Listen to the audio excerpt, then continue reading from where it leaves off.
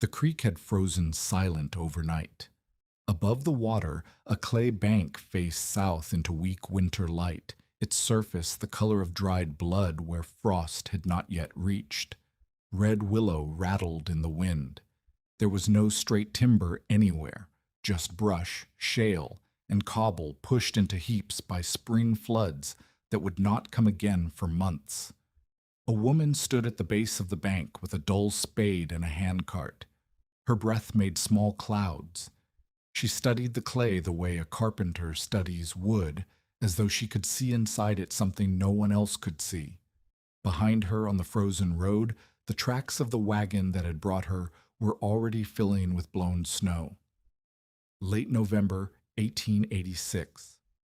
The Relief Board of Rillstone, Colorado, met in the back room of the land office while sleet ticked against the glass and coal smoke hung at eye level.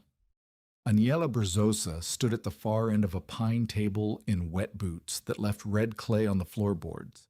She was 58 years old, Polish-speaking, and had buried her husband 11 weeks earlier after a quarry wagon rolled sideways on a switchback and crushed his pelvis.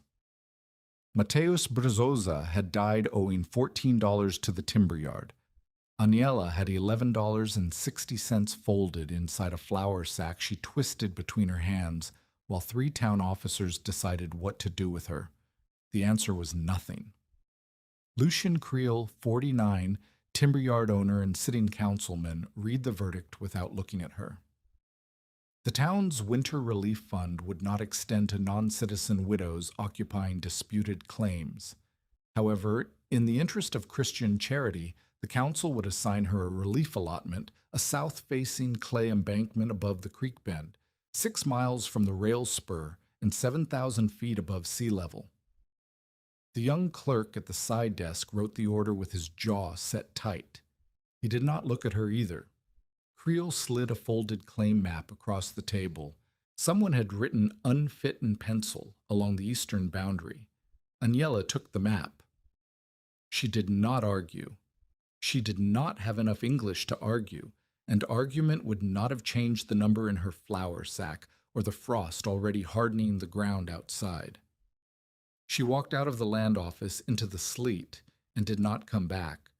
What she carried to the creek bench the following morning fit in a handcart borrowed from a Czech washerwoman.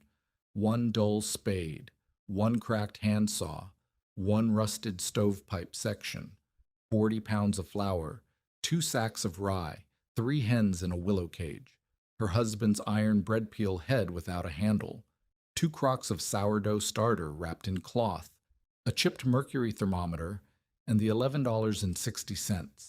No team, no sons, no timber credit, no standing invitation to return. The allotment was exactly what Creel intended it to be, a clay bank, south-facing, dropping steeply to a frozen creek. Red willow and scrub oak tangled along the water. River cobble lay in frost-heaved piles where spring floods had pushed it. There was no straight timber within a mile.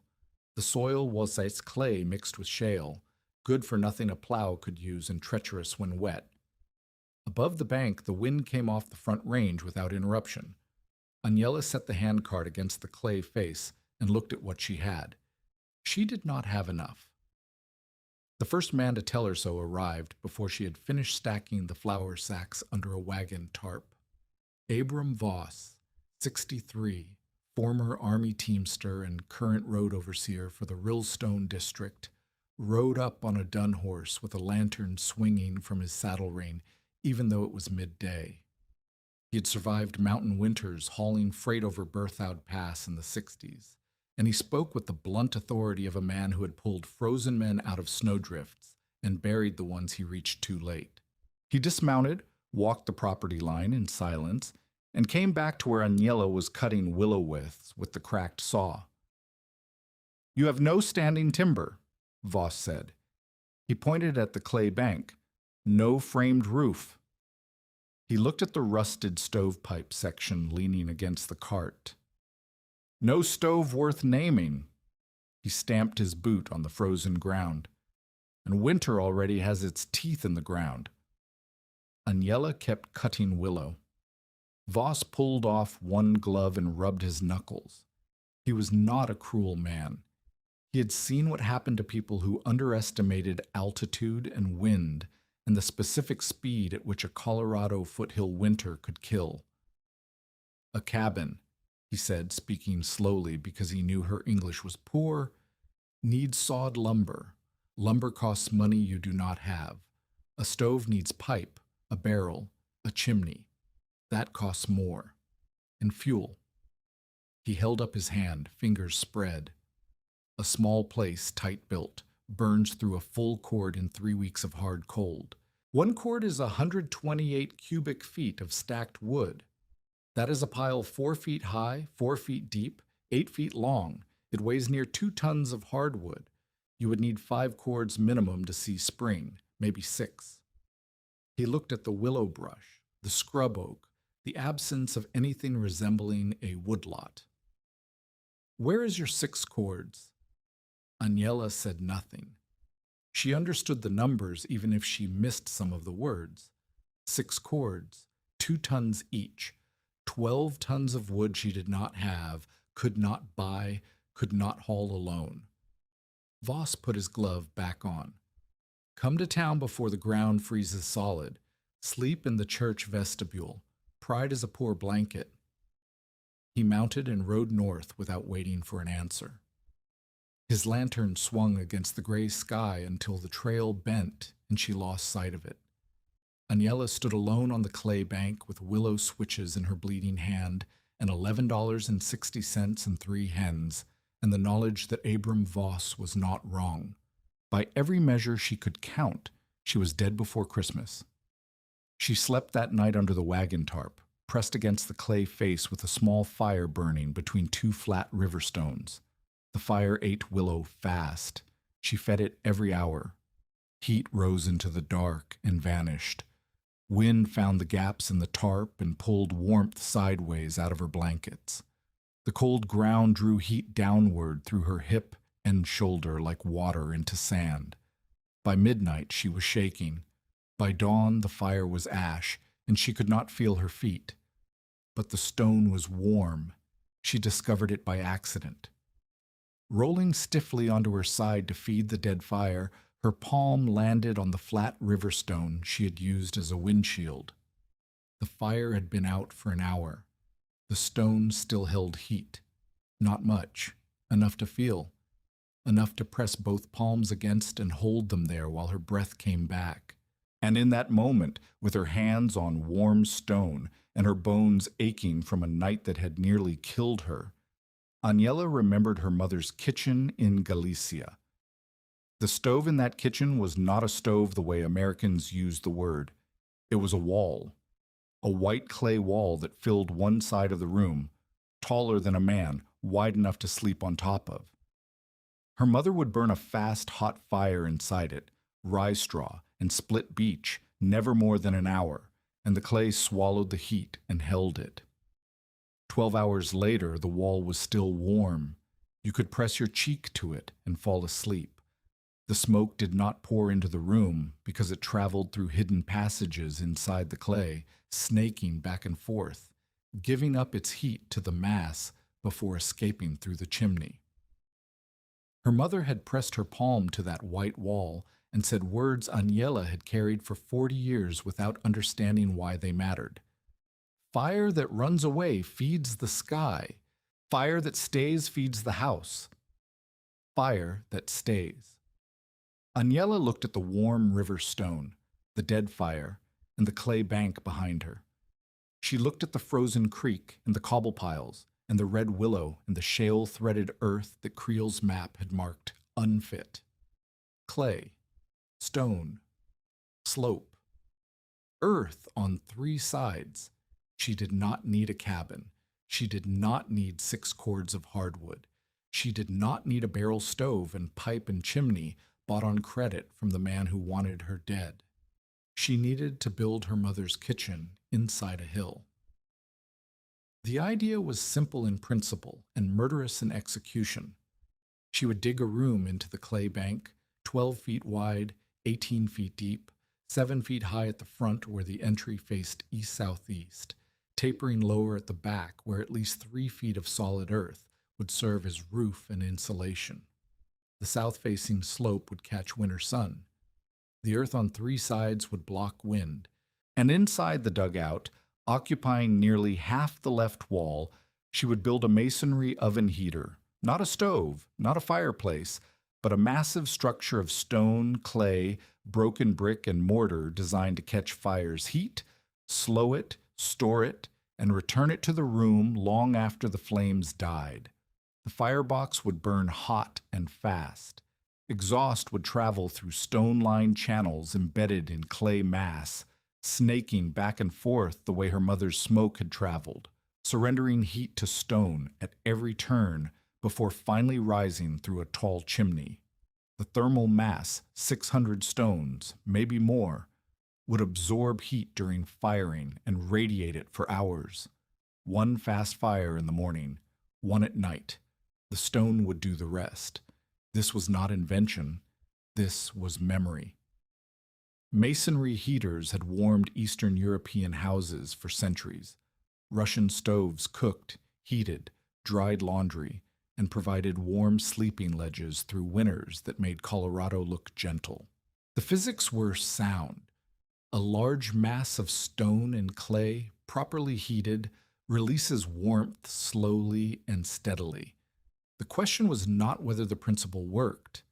The question was whether a 58-year-old woman with bleeding hands could build one alone, in American clay, with creek stones and broken brick, before the first killing storm buried her. She started calculating. The dugout itself was labor, hard, constant, spine-grinding labor. But the material was free. Clay came from the bank, sod blocks came from the creek meadow, willow came from the water. The front wall would be sod, willow lattice, clay plaster, and whatever salvage boards she could find or trade for. The oven was the problem. She needed fire brick for the hottest parts, the firebox throat where flames were most intense and bare clay would crack and crumble. She needed hundreds of river stones for the outer thermal mass, but only stones that would not explode when heated. She needed sand to temper the clay mortar. She needed a chimney tall enough to draw properly and strong enough to survive wind. She needed time she did not have, $11.60. She spent $4 on nails, a pound of lime powder, and a length of salvaged board from a man dismantling a freight shed. She kept $7.60 for flour and emergencies. The nails were for the door frame. The lime was for mortar and whitewash. The board was for the threshold. $7.60 between her and starvation. The temperature would drop below zero within weeks. The ground would freeze too hard to dig within days. And the oven she imagined, 6 feet long, 5 feet wide, nearly 5 feet high, containing 600 stones and 180 broken fire bricks, was a structure that a team of men would need a month to build. She had no team. She had weeks. She started digging. Marta Patek arrived on the third day. Marta was 42, a Czech washerwoman who lived in a plank cabin half a mile upstream. She was not cruel, and she was not sentimental. She had lent Aniela the handcart without asking what it was for, and now she came to see what had become of it. She found Aniela 6 feet into the clay bank, standing in a trench of her own height, throwing spadefuls of wet earth over her shoulder. The trench smelled of iron and worms. Aniela's hands were wrapped in flour sack strips, stained brown with blood and clay. Marta looked at the trench.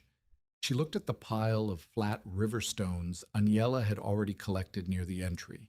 She looked at the rusted stovepipe section and the crocks of sourdough starter sitting on a rock shelf under the wagon tarp.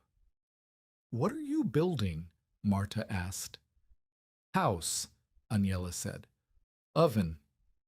Marta's eyes moved from the stones to the clay face to the narrow cut in the bank. Understanding arrived slowly.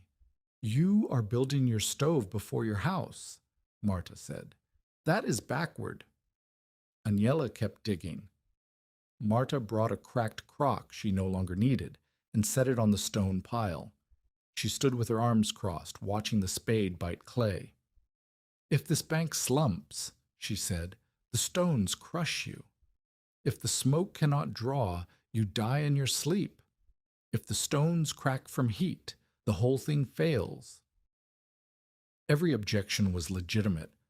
Marta was not speaking from ignorance.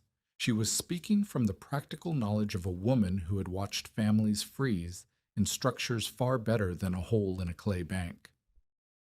Aniela paused long enough to wipe clay from her cheek. "Yes," she said.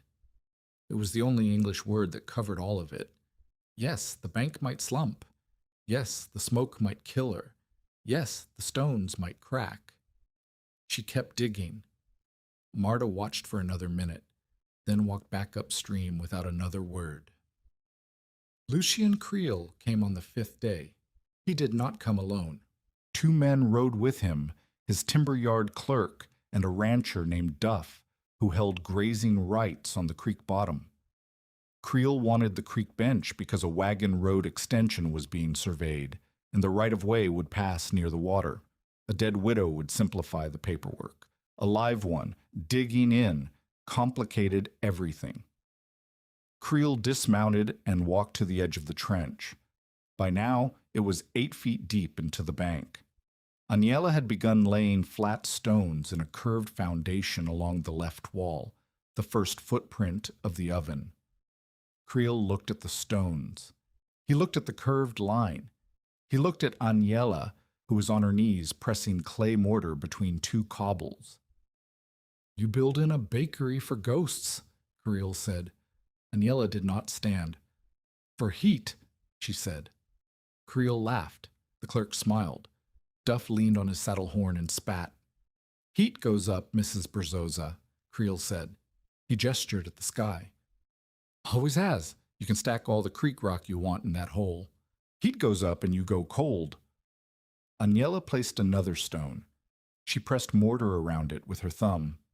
She did not look at Creel. "Only if you let it," she said. The words hung in the air between them. Creel's smile thinned. He did not understand the principle behind her answer, but he understood the refusal in her voice. She was not going to leave. "We cannot spend town funds teaching every foreign widow to live in a hole," Creel said. He turned to the clerk. "Note it. She was offered shelter. She refused." He rode north with his men. Aniela heard their horses on the frozen road for a long time after they disappeared. She kept laying stone. At the general store that evening, the talk was short and final.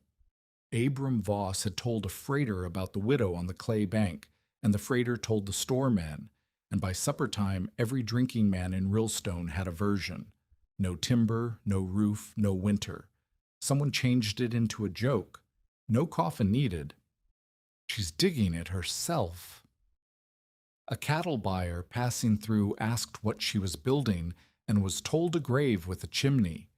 Children dared each other to run to the clay bank and shout into the half-dug mouth. One boy, Marta Patek's nephew Thomas, called it the widow's grave oven, and the name stuck. The laughter was not vicious. Most of it came from the same place Abram Voss's warning had come from. Genuine belief that what Aniela was doing could not work, and real discomfort at watching an old woman kill herself through stubbornness.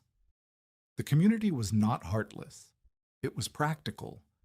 And practically speaking, a Polish widow building a stone oven inside a clay hole before December had the look of a funeral in progress.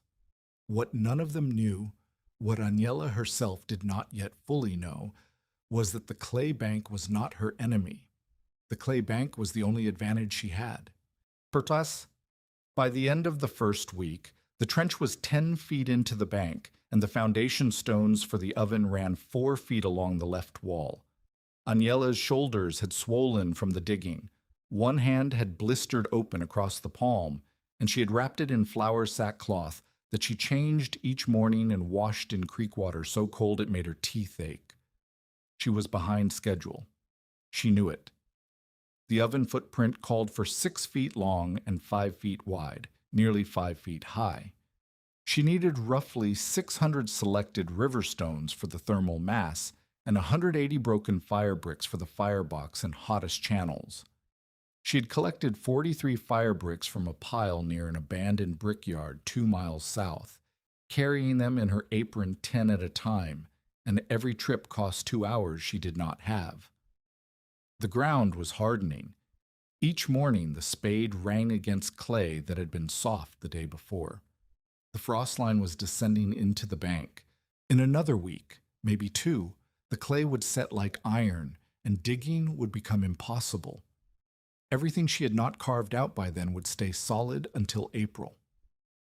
43 fire bricks cleaned, 137 more needed, 2 sacks of flour left, $7.60. She was eating rye porridge twice a day and drinking creek water heated in the one pot she owned. The hens were laying, but barely. Cold shortened the days, and the birds huddled together in the willow cage and produced 1 egg between them every other morning. She rationed the eggs for the days when her hands shook too badly to hold the spade. And the weather was changing. She could feel it in the way the wind shifted at dusk, pulling hard from the northwest instead of the usual southwest. The creek ice thickened overnight. Snow flurries came in bursts that left a skim of white on the clay bank and melted by noon, but each burst lasted longer than the last. The mountains west of Rillstone disappeared behind gray walls that crept lower each day. Abram Voss had said winter already had its teeth in the ground. He was right, but the teeth were still closing. The jaw had not yet shut. Aniela dug faster. On the 8th morning, she walked to the abandoned brickyard in the dark. She filled her apron with broken fire bricks, tested each one by tapping it with a stone. The ones that rang clear she kept, the ones that thudded soft she left, and started back before sunrise. Her knee ached on the downhill. Her wrapped hand bled through the cloth. She was halfway home when she saw someone sitting on the brickyard's collapsed east wall, watching her. The woman was black, 66 years old, with a man's canvas coat and a wool hat pulled low over white hair.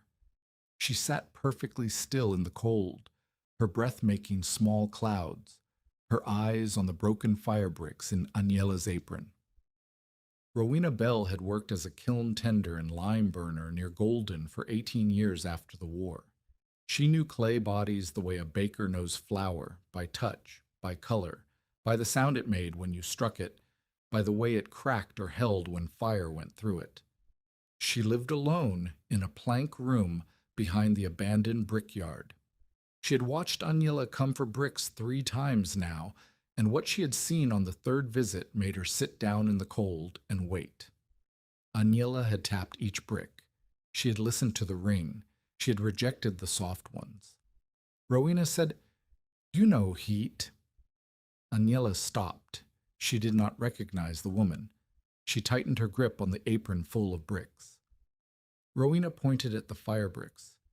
"You know heat," she said again. "You do not know this clay." That was the beginning. Tell us in the comments, have you ever been doubted by someone who did not understand what you were building? So, the brickyard meeting changed everything, though Aniela did not know it yet. Rowena walked with her back to the clay bank that morning. She did not offer help. She did not carry bricks. She walked behind Aniela on the frozen path and said nothing until they reached the half-dug trench and the curved stone foundation along the left wall. Then Rowena crouched beside the foundation and ran her fingers along the mortar joints. She picked at the clay with a thumbnail. She rubbed a crumb between her fingers and held it to her nose. "Too fat," she said. "Too much clay, not enough sand. This will crack when it dries. It will crack worse when you fire it." Aniela stared at her. Rowena stood. She was taller than Aniela and thinner, with hands that looked too large for her wrists. She pointed at the river stones in the foundation. "Where are these going?" "Around the fire," Aniela said.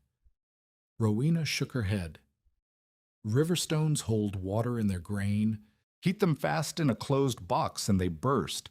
I have seen a stone throw a chip through a man's cheek. She picked up one of the flat cobbles and turned it in her hands. These belong in the outer wall, the mass, not the firebox. The firebox needs brick, hard-burned brick, that has already survived fire once. She set the stone down. You have the right idea and the wrong material in the wrong place. You will blow out your own teeth. Agnella looked at the 43 fire bricks stacked near the entry. She looked at the river stones in the foundation. She had been placing them where she remembered her mother's stove having mass, but her mother's stove had been built by men who knew the difference between fired brick and creek cobble. "Show me," Agnella said. Rowena did not smile. She picked up 2 river stones, carried them to the edge of the cook fire Agnella kept burning under the tarp, and set them close to the coals. "We wait," she said. "Then we stand back." An hour later, one stone cracked with a sound like a hand slap.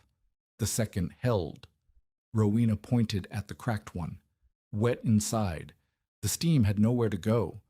She pointed at the one that held. "Dry grain, dense. That one can live near heat, not inside the fire, but near it." She made Agnella test 20 more stones. 14 survived. 6 cracked. One split so hard it threw a chip 10 feet across the frozen ground. "Every stone," Rowena said. "You test every one. The lazy ones die, and they take you with them." That was lesson 1. Lesson 2 came the same afternoon. Rowena made Agnella mix 4 batches of mortar. Pure clay, clay with sand and chopped straw, and clay with sand, straw, ash, and a thin wash of lime water. They formed thumb-thick patties from each batch and set them near the coals to dry. By the next morning, the pure clay patty had cracked through the middle. The clay and sand patty had a hairline split. The clay sand straw patty held but was soft. The 4th batch, sand, straw, ash, lime, held firm with no visible cracks. Rowena picked it up and bent it. It flexed slightly before breaking clean. "That is your mortar," she said. "Not the first one, not the second. This one." Agnella held the broken patty. The edges were sharp and solid. She nodded. "Now tear out everything you laid this week," Rowena said. "The foundation mortar is wrong. If you fire that oven on bad mortar, the joints will open and smoke will kill you before cold does." 5 days of work. The curved foundation she had been so proud of. The joints she had packed with bare clay until her fingers bled. Agnella closed her eyes. She opened them. She picked up the spade and began breaking the mortar joints apart. Rowena watched. She did not help. She was not offering charity. She was testing whether Agnella would accept the truth of materials or cling to the comfort of progress. Agnella tore out the foundation by nightfall. Her hands shook. Her back seized when she bent. But every stone was clean, and the next morning she began again with the right mortar, and Rowena sat on a stump outside the trench and said, "Better." Lesson 3 came 2 days later and almost killed the project. Rowena brought a twist of dried grass and lit it at the mouth of the trench, where Agnella had begun setting the oven's first channel, a flat stone corridor meant to carry exhaust from the firebox toward the chimney. Rowena held the smoking twist at the channel opening and watched the smoke pool, spread sideways, and drift back into the trench instead of moving forward. "Dead air," Rowena said. "Flat channel, no rise. The smoke has no reason to move." She stamped the twist out and crouched beside the half-laid channel. "Your mother's stove worked because the smoke went up, then down, then up again. Every turn squeezed heat out of the smoke and into the clay, but the path ended in a chimney that was taller than the stove and tall air pulls. You have no chimney yet, and this channel goes nowhere." She drew in the clay with a stick, a firebox on the left, then a channel that descended slightly before climbing at an angle into a vertical chimney. The smoke would be forced down into the masonry mass by the shape of the path itself, then pulled upward by the chimney's draft. 2 clean-out holes, one at the low point and one near the chimney base, would let Agnella rake ash and debris without dismantling anything. "The chimney must be taller than the roof, taller than the snow line if you plan to breathe in January," Rowena said. She looked at the clay bank above the trench. "How high do drifts pack here?" Agnella did not know. She had never wintered on this bench. "Then build it higher than you think," Rowena said. "A short chimney in deep snow is a dead woman." Agnella stared at the stick drawing in the clay. The channel she had started was wrong, not a little wrong, fundamentally wrong. A flat channel would fill with smoke and turn her dugout into a death box. She tore out the channel stones that afternoon. 3 days of work. Gone again. Rowena did not apologize. She picked up a river cobble and set it in the new mortar at the angle her drawing had shown. "The clay does not care about your feelings," she said. "Neither does smoke." The 4th lesson was drainage, and it came from the land itself. On the morning of the 2nd week, Agnella woke to find the trench floor wet, not damp, wet. Water had seeped through the clay overnight, pooling in the low spot near the back wall where the earth was densest. Her flour sack was soaked through. The rye in the bottom crock had swelled. Rowena arrived mid-morning and looked at the water without surprise. "Clay holds water," she said. "Dugouts flood. I have seen them fill to the knee in spring. If your floor slopes the wrong way, water sits against the oven base and the mortar rots."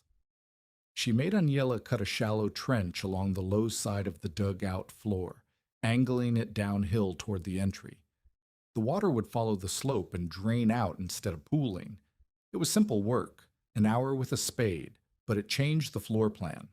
The sleeping area would need to sit on a raised shelf, away from the drain path. The oven foundation would need a stone footing above the floor grade so moisture could not wick into the mortar. 1 hour of digging, but it meant repositioning stones she had already set and rethinking the sleeping end of the dugout. Agnella looked at the trench and the stones and the wet flour sack and the water still seeping through the clay. She did not say anything. She picked up the spade. "Good," Rowena said. She turned and walked back toward the brickyard. Week 2 ended with the dugout 14 feet deep into the bank and the oven footprint relaid in proper mortar. Agnella had cut sod blocks from the creek meadow, heavy grass-rooted slabs she sliced with the cracked saw and carried 2 at a time on her back, and begun stacking them grass side down for the front wall. Between the sod blocks, she wove willow ribs like basket work and packed clay into the gaps. It was ugly. It was crooked. It leaked daylight in 6 places. But it was a wall. Her hands no longer bled. The blisters had hardened into calluses that cracked and bled again, and hardened once more. Her shoulders stayed swollen. She ate rye porridge in the mornings, and saved the flour for bread she would bake when the oven was ready, if the oven was ever ready. 71 fire bricks now, carried from the brickyard in loads of 10. Rowena had pointed her to a second dump pile behind a collapsed kiln wall, where hard-burned bricks lay in frost-cracked rubble. The good ones rang when tapped. Agnella could hear the difference now without thinking. 109 to go, $7.60. She had not spent another coin, 1 sack of flour left. The hens had stopped laying entirely, and the sky was getting heavier. The 3rd week was when the cold began to mean it. Overnight temperatures dropped below 10 degrees. The creek froze thick enough to walk on. The clay bank hardened until the spade bounced off the face, and Agnella had to build a fire against the digging wall each evening and let the heat soften the clay for the next morning's work. This cost fuel she could not spare. Willow burned fast and hot and gave her almost nothing in return, but without it, the spade was useless. Rowena came every second or third day. She did not always help. Sometimes she watched. Sometimes she corrected a stone angle or tested a mortar joint with her thumbnail and said nothing. Once she brought a sack of sand from the brickyard, good sharp sand that improved the mortar mix, and left it by the entry without comment. The oven footprint was fully laid now, 6 feet long, 5 feet wide, with the firebox recess on the left side lined in tested fire brick and the first descending channel angled toward where the chimney would rise. The outer mass, the thick walls of river stone and clay mortar that would store and radiate heat, had reached knee height. 97 fire bricks, 83 to go. Agnella marked the oven's growth with scratches on a willow post driven into the frozen ground outside the entry. Each scratch was a course of stone completed. She had 9 scratches. She needed 22. The relief board was scheduled to revisit allotment occupants in 3 days. If the site showed no improvement, Creel could declare it abandoned and reassign the bench. Agnella needed a wall, a roof line, and evidence of habitation. She worked from first light until she could not see her hands. She ate once a day. She melted creek ice for drinking water because walking to the open spring cost 20 minutes she could not give. On the morning of the revisit, Abram Voss rode up again. He did not dismount. He looked at the sod front wall, the willow and clay lattice, the smoke stain above the trench mouth where Agnella's warming fires had marked the clay. "You are still here," he said. Agnella stood in the entry with clay in her hair and mortar under her nails and her wrapped hands hanging at her sides. Voss looked past her into the dark of the trench. He could see the shape of the oven rising from the floor like a blunt altar. He could see the fire bricks fitted into the firebox mouth. He could see the descending channel and the beginning of the chimney stack. He did not laugh. He did not call it a grave. "You need more time than you have," he said quietly. Then he rode on to the next allotment. That was not encouragement. It was a diagnosis. But it was the first time anyone had looked at what Agnella was building and spoken about it as if it might become something real. The wind picked up that night.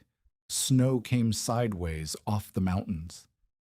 Inside the half-finished dugout, Agnella huddled against the clay wall and listened to the tarp crack and snap above her.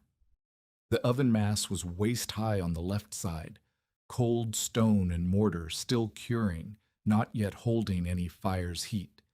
The chimney was started, 3 feet of stacked stone and clay rising from the channel, but nowhere near the height Rowena had demanded. The front wall leaked wind through the willow gaps. The sleeping shelf was bare earth, covered with a blanket that smelled of clay and sweat, and the sour starter she kept wrapped in cloth near her chest to prevent it from freezing. 12 feet fully dug. The rear section still needed shoring. 97 fire bricks set. 83 more somewhere in the frozen brickyard rubble. The chimney was 3 feet tall. It needed 8, and the sky above the front range had turned the color of slate, pressing lower every day, heavy with what was coming. The 4th week broke something, not in Agnella, in the clay bank. She had been digging the rear wall deeper to gain headroom for the sleeping shelf, when a warm afternoon, one of those false thaws that the foothills threw at settlers like a trick, softened the clay seam above the back cut. She heard the sound before she saw it. A low groan, the way a frozen river sounds before the ice shifts. Then a chunk of clay the size of a feed sack dropped from the ceiling and hit the floor where she had been sleeping 12 hours earlier. The impact shook dust loose from the walls. Her Crocs rattled on their stone shelf. One of the hens screamed in the willow cage. Agnella stood very still, her spade raised, her eyes on the ceiling. A crack ran from the point of collapse to the rear corner, a dark line in the clay that had not been there that morning. She backed out of the dugout slowly and sat on the frozen ground outside the entry. Her pulse was loud in her ears. If she had been sleeping, if she had been under that seam, if the chunk had been larger, or the crack had run further, or the thaw had lasted another hour, Rowena arrived an hour later. She looked at the collapsed clay, the crack, and the section of rear wall that was now visibly unstable. "Abandon the back 6 feet," Rowena said. Agnella shook her head. "Then shore it or die under it," Rowena said. "Those are your 2 choices." They argued. It was the first real clash between them, and it mattered because both women were right. Rowena was right that unsupported clay ceilings collapse, especially when freeze-thaw cycles work the seams. Agnella was right that she needed every foot of depth for earth insulation above the sleeping end. The compromise cost money Agnella could not afford. She walked to a fenced salvage pile near a defunct cattle operation 3 miles east and bought 2 vertical cedar posts for $1.20. The posts were rough, bark on, and too short to reach from floor to ceiling, so she set them on flat stones and wedged them tight with shim rocks at the top. Between the posts and the rear wall, she built a low stone retaining rib, knee-height, packed with clay mortar, to catch any further slump before it reached the sleeping shelf. The sleeping shelf itself she narrowed. Where the outline had called for a wide platform, she now had a ledge barely wide enough for one person lying on her side. She packed the surface with dried grass and laid a blanket over it. It was not comfort. It was survival geometry, the minimum space a body could occupy and still wake in the morning. $6.40 left. The cedar posts smelled sharp and sweet in the cold dugout. They were the most expensive thing Agnella had bought since arriving on the creek bench, and they held up a ceiling that might kill her if they failed. Rowena did not mention the argument again. She came the next day and helped mark the oven footprint for the 3rd and final time. 6 feet long, 5 feet wide, rising to nearly 5 feet at the crown of the bake chamber. The firebox was set into the left side, lined with hard-burned fire brick, with a narrow throat that would force flame upward into the chamber before descending through the first stone channel. The channel dropped at a shallow angle, ran 3 feet through the mass, then turned and climbed toward the chimney. 2 clean-out ports, one at the channel's low point covered with a flat stone that could be pried loose, one near the chimney base, sealed with a clay plug. The chimney itself was the last critical piece. Rowena had insisted on height, at least 8 feet above the dugout floor, and Agnella had been building it in courses of flat stone and clay mortar, 2 or 3 courses per day, letting each set before adding the next. By the end of the 4th week, the chimney stack rose 5 feet above the floor and punched through the sod and brush roof into open air. 3 feet still to go, and the chimney hood, a flat stone cap angled to shed snow, was not yet set. 141 fire bricks in place. 39 still needed for the upper firebox throat and the first turn of the channel where heat would be fiercest. Agnella made 2 more trips to the brickyard. Trips to... The second trip, Rowena walked with her and pointed out bricks that had been fired hotter, darker in color, denser in the hand, with a sharper ring when struck.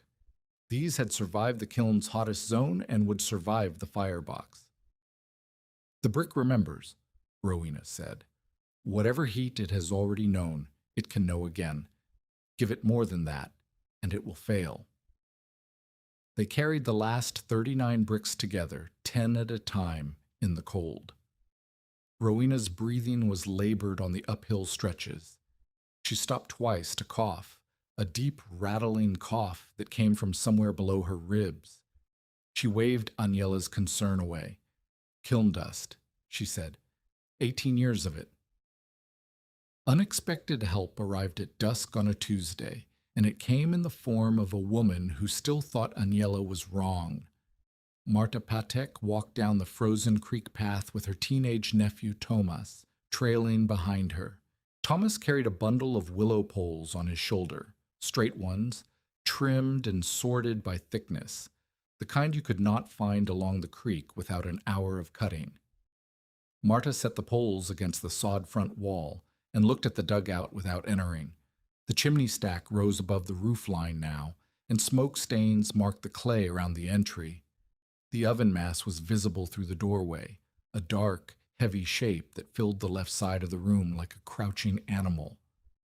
Marta said, "I still think smoke will kill you." Aniela, standing in the doorway with mortar on her hand, said, "Then help me make it leave." Something shifted in Marta's face. Not agreement. Recognition, maybe, that stubbornness and suicide were not the same thing. She sent Tomas inside to hold a willow pole against the chimney stack, while Aniela lashed it with wire for support. Marta herself mixed mortar without being told, using the sand straw ash lime recipe she must have watched Aniela prepare on an earlier visit. They worked for 3 hours. Nobody spoke about whether the oven would work. They talked about the mortar and the wire and the angle of the willow brace and whether the sod wall needed another layer before the next freeze. Practical talk, the kind that does not require anyone to admit they were wrong. When Marta left, she paused at the creek crossing. "My roof leaks above the stove corner," she said. "If that gets worse, I am bringing the girl." The girl was Marta's daughter, 7 years old, feverish off and on since autumn. Aniela nodded. Marta walked upstream into the dark. December came, and with it the specific quality of cold that separates the living from the dying. The temperature dropped below 0 4 nights in a row. Creek ice boomed and cracked in the darkness. The mud between the sod blocks in Aniela's front wall froze solid, which was a blessing. Frozen mud does not leak, but the wall would need replastering in the spring if there was a spring. The chimney reached its full height on the 6th of December, 8 feet and a few inches above the dugout floor, with a flat stone cap angled northwest to shed the prevailing wind. Rowena climbed the slope above the dugout and checked the cap from above. She lit a twist of dry grass and held it at the chimney mouth. Smoke pulled upward, clean and fast. "Draft is good," she said. "Do not touch the cap." The oven mass was complete. 614 river stones, each tested for heat tolerance. 180 broken fire bricks, hard burned, fitted into the firebox, throat, and the first channel turn where temperatures would be highest. The mortar was the 4th recipe mix: sand, straw, ash, lime, and Aniela had pressed every joint with her thumb until the surface was smooth enough that smoke could not catch on rough edges.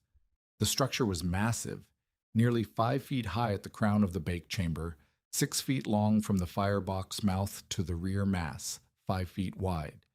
It took up so much of the dugout that a visitor had to turn sideways to pass between the oven wall and the sleeping shelf on the right side. The room smelled of wet clay, lime, and the faint mineral scent of heated stone. It was ugly. The proportions were strange, too much oven for too little room. The bake chamber door was a flat piece of salvaged iron that Aniela had hammered into rough shape over a creek rock. The clean-out ports were covered with stone plugs sealed with clay that would need replacing every season. But it was built. Every stone, every brick, every mortar joint. A masonry heater constructed from memory, creek rock, broken brick, and the kind of stubbornness that either kills a person or keeps them alive. The question now was whether it worked. Rowena insisted on patience, no big fire, no hero moment. The clay mortar was still curing. The inner mass still held moisture from the weeks of construction in freezing and thawing air. A full blaze now would steam the water out too fast, crack the mortar, open the joints, and turn the carefully built channel system into a leaking smoke maze. Tiny curing fires, days of them. Day 1, handfuls of willow twigs. The firebox barely glowed. A thread of smoke found the channel, wandered through it, and emerged from the chimney cap so thin that Agnella had to climb the bank to confirm it was there.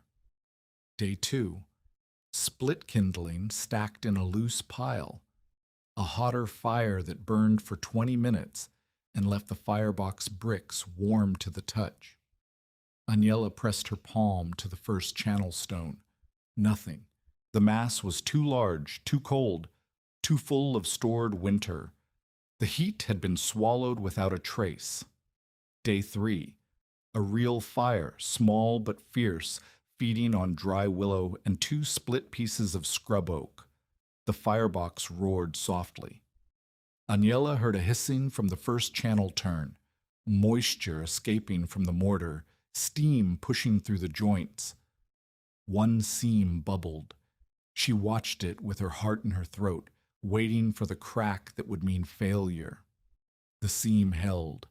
The hissing stopped. The steam dried. Day 4, the first true test. Agnella built a fire that filled the firebox with flame.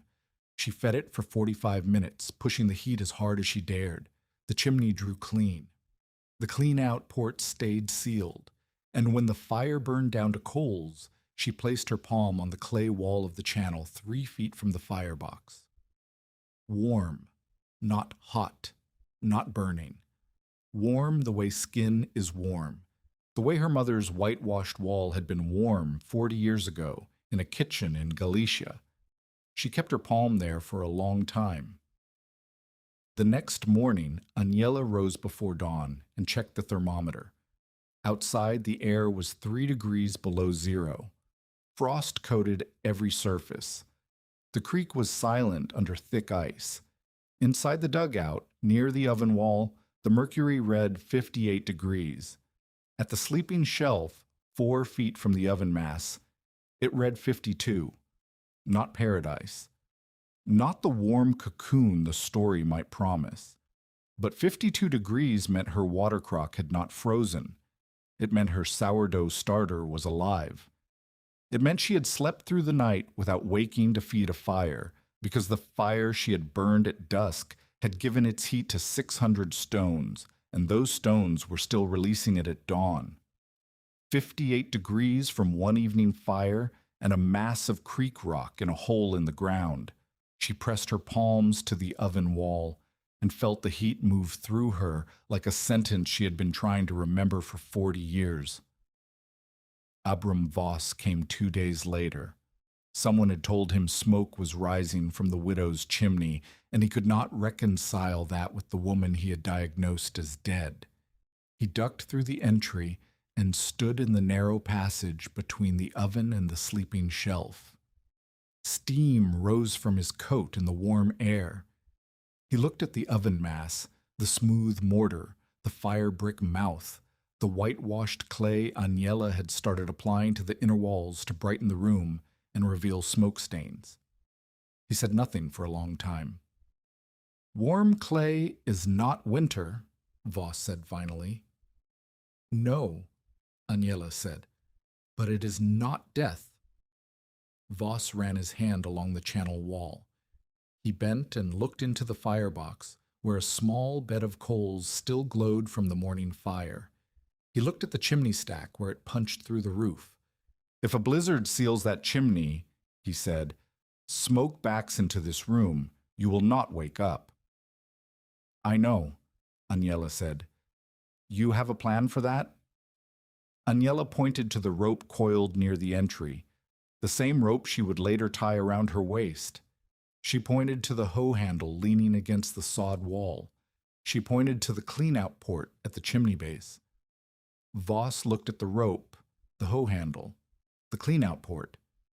He looked at Agnella. "You have thought about this," he said. "Every night," she said. He left without offering to help, but he left without calling it a grave. For 3 days the sky held, cold and clear, with stars so sharp they looked like nail holes in tin. The dugout settled into a rhythm. Fire at dawn, fire at dusk.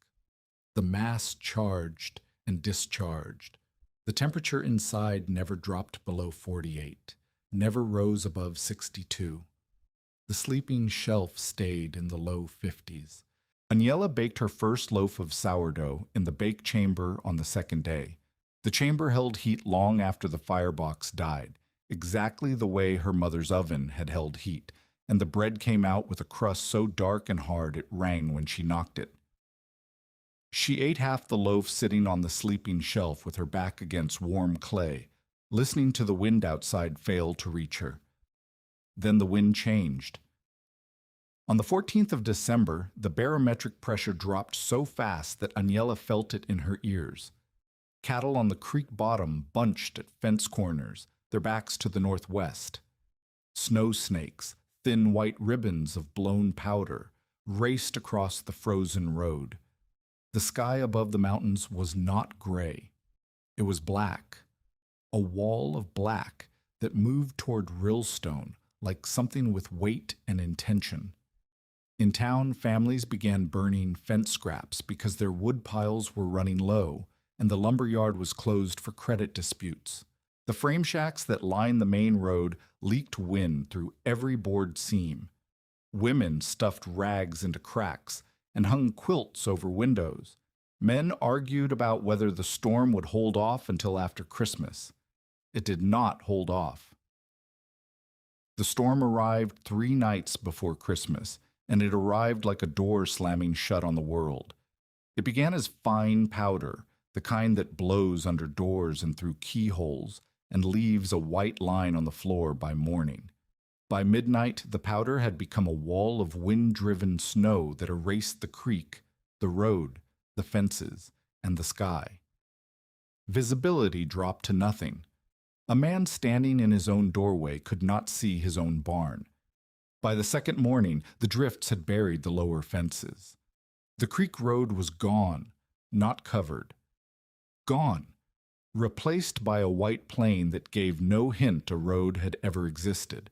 Wind packed the snow against every vertical surface, and the dugout's south-facing front wall collected a drift that climbed from the ground to the roof edge in a single smooth ramp. Inside the dugout, Aniela fed the oven. She had prepared as well as she could. A stack of dry willow, split scrub oak, and dried dung chips filled the space between the oven and the front wall. She had 4 days of fuel if she fired twice daily.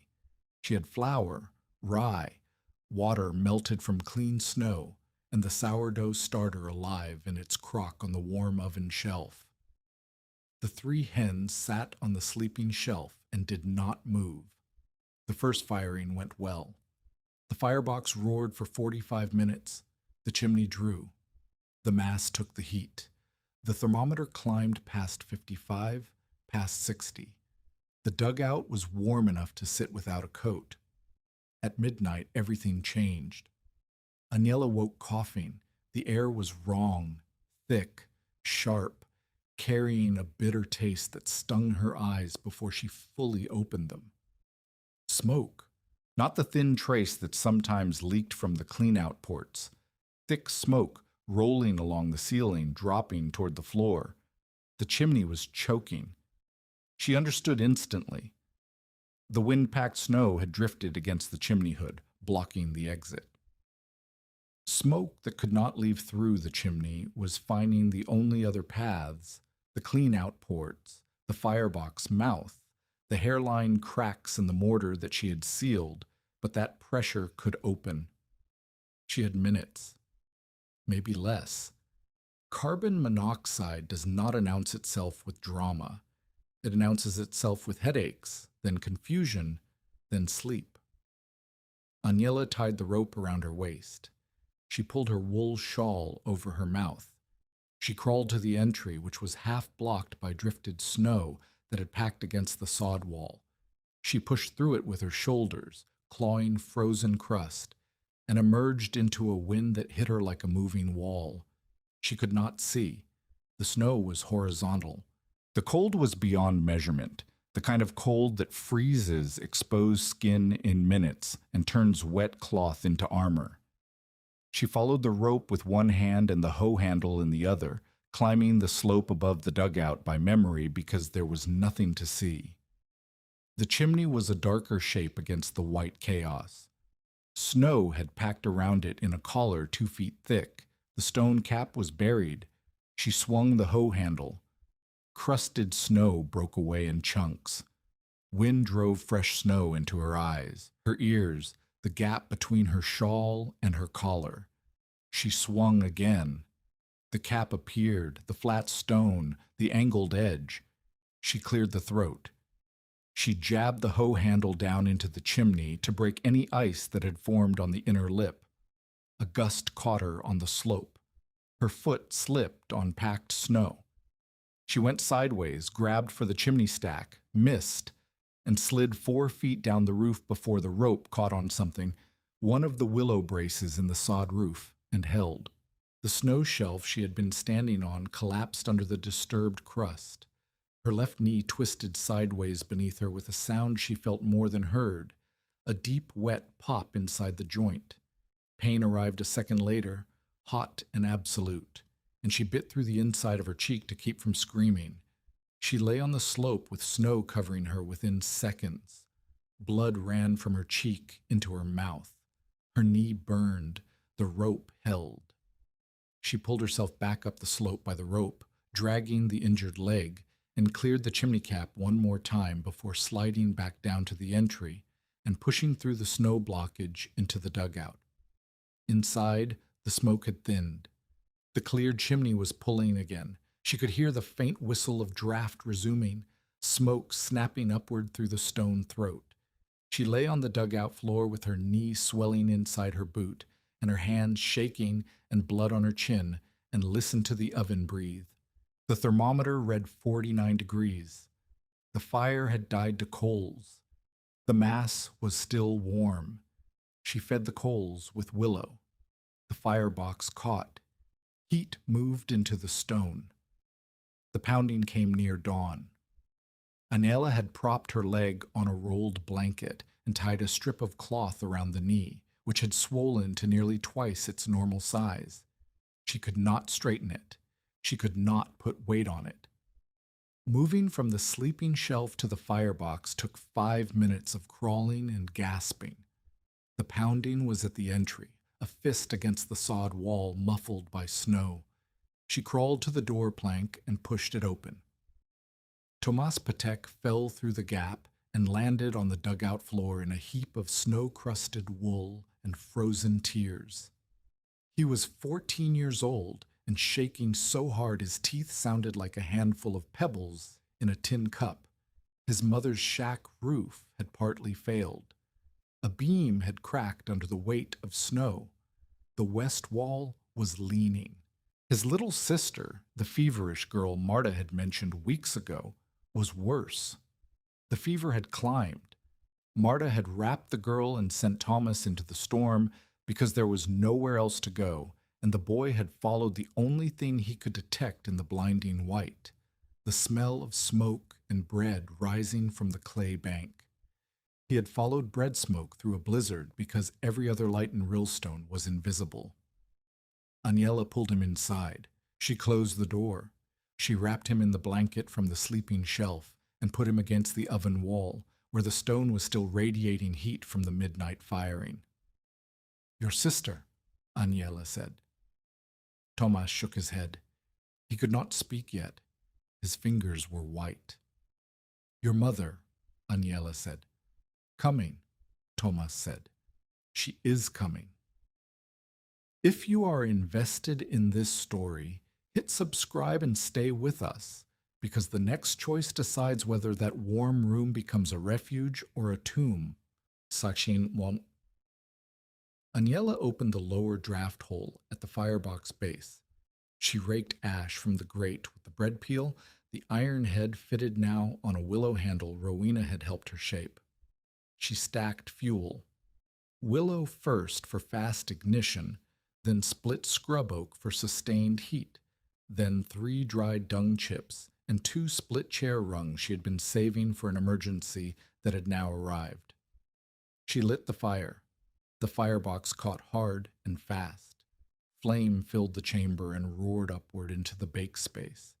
Heat poured into the channel. She could feel it moving through the stone wall beside her, a slow wave traveling from the firebox toward the chimney. The mass took the heat, stone by stone, course by course, 600 stones absorbing fire and holding it. The thermometer climbed.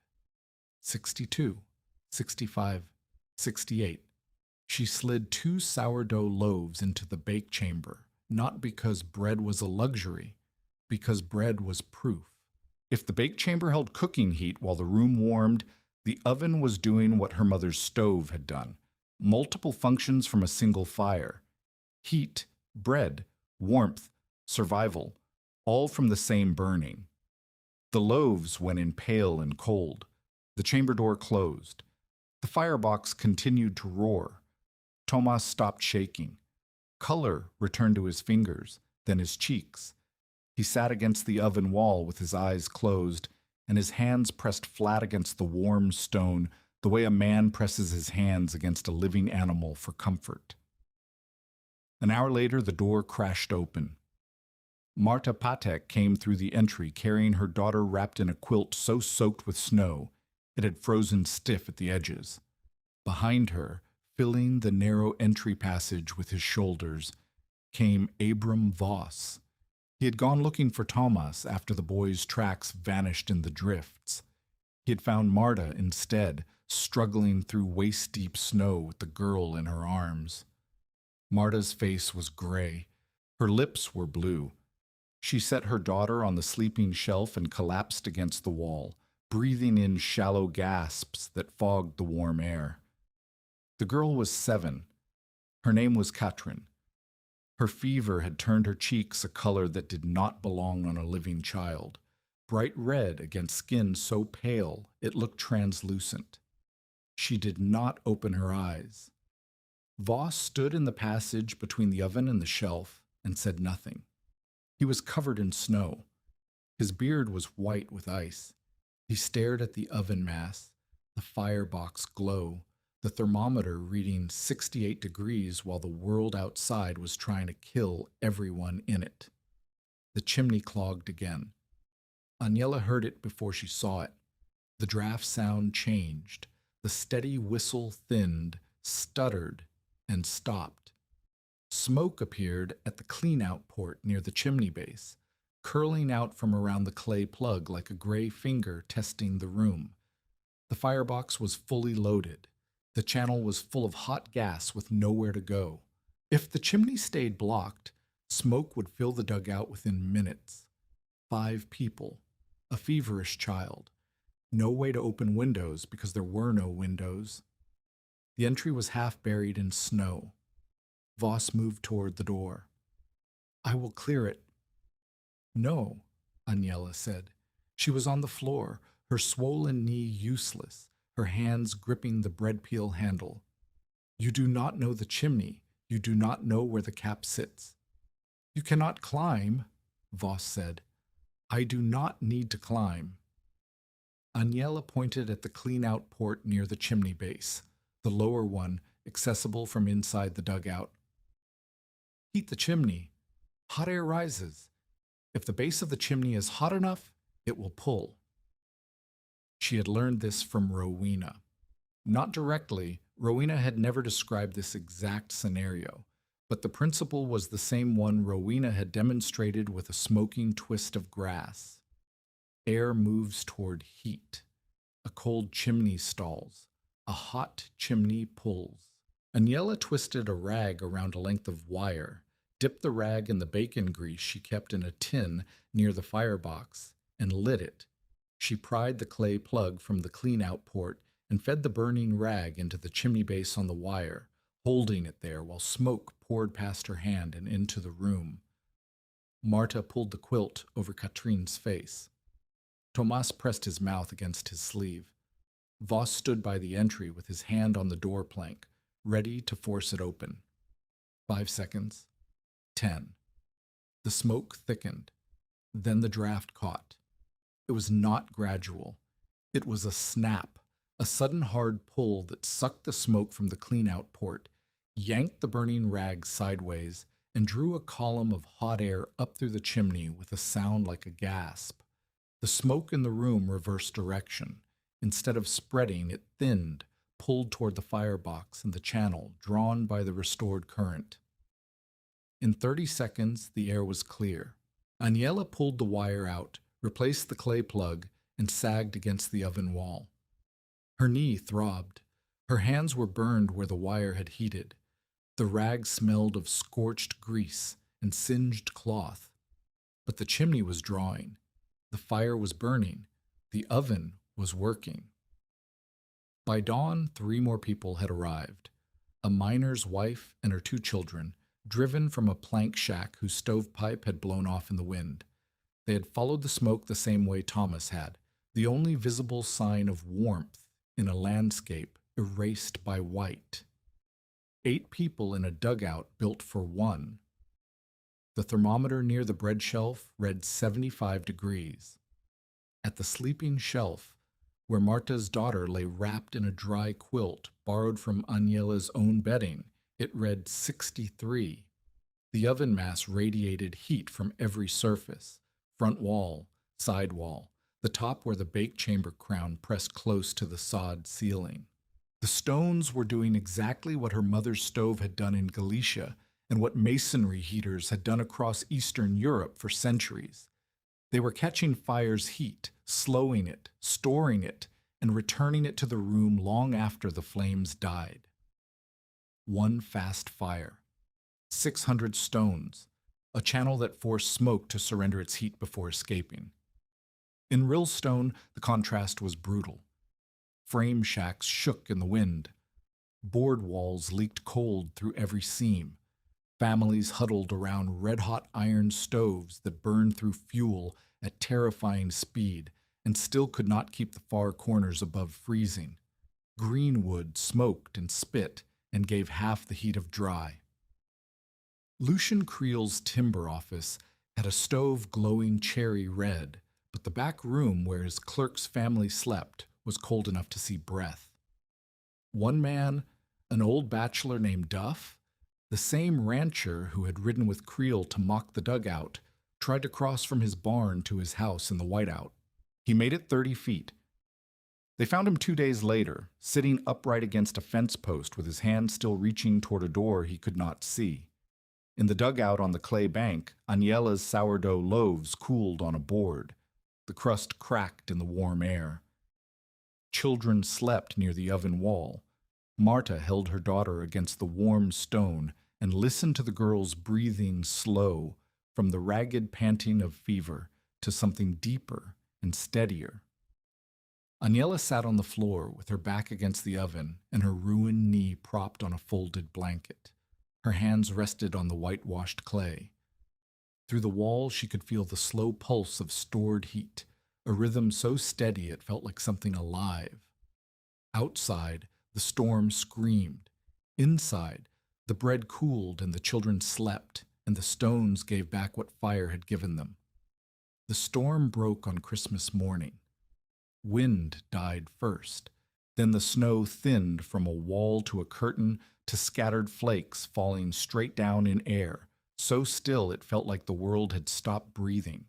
The sky opened in patches, pale blue between gray, then wider, then clear enough to see the mountains again, white from tree line to summit, sharper than they had been in weeks. Rillstone dug out. Men appeared on rooftops with shovels.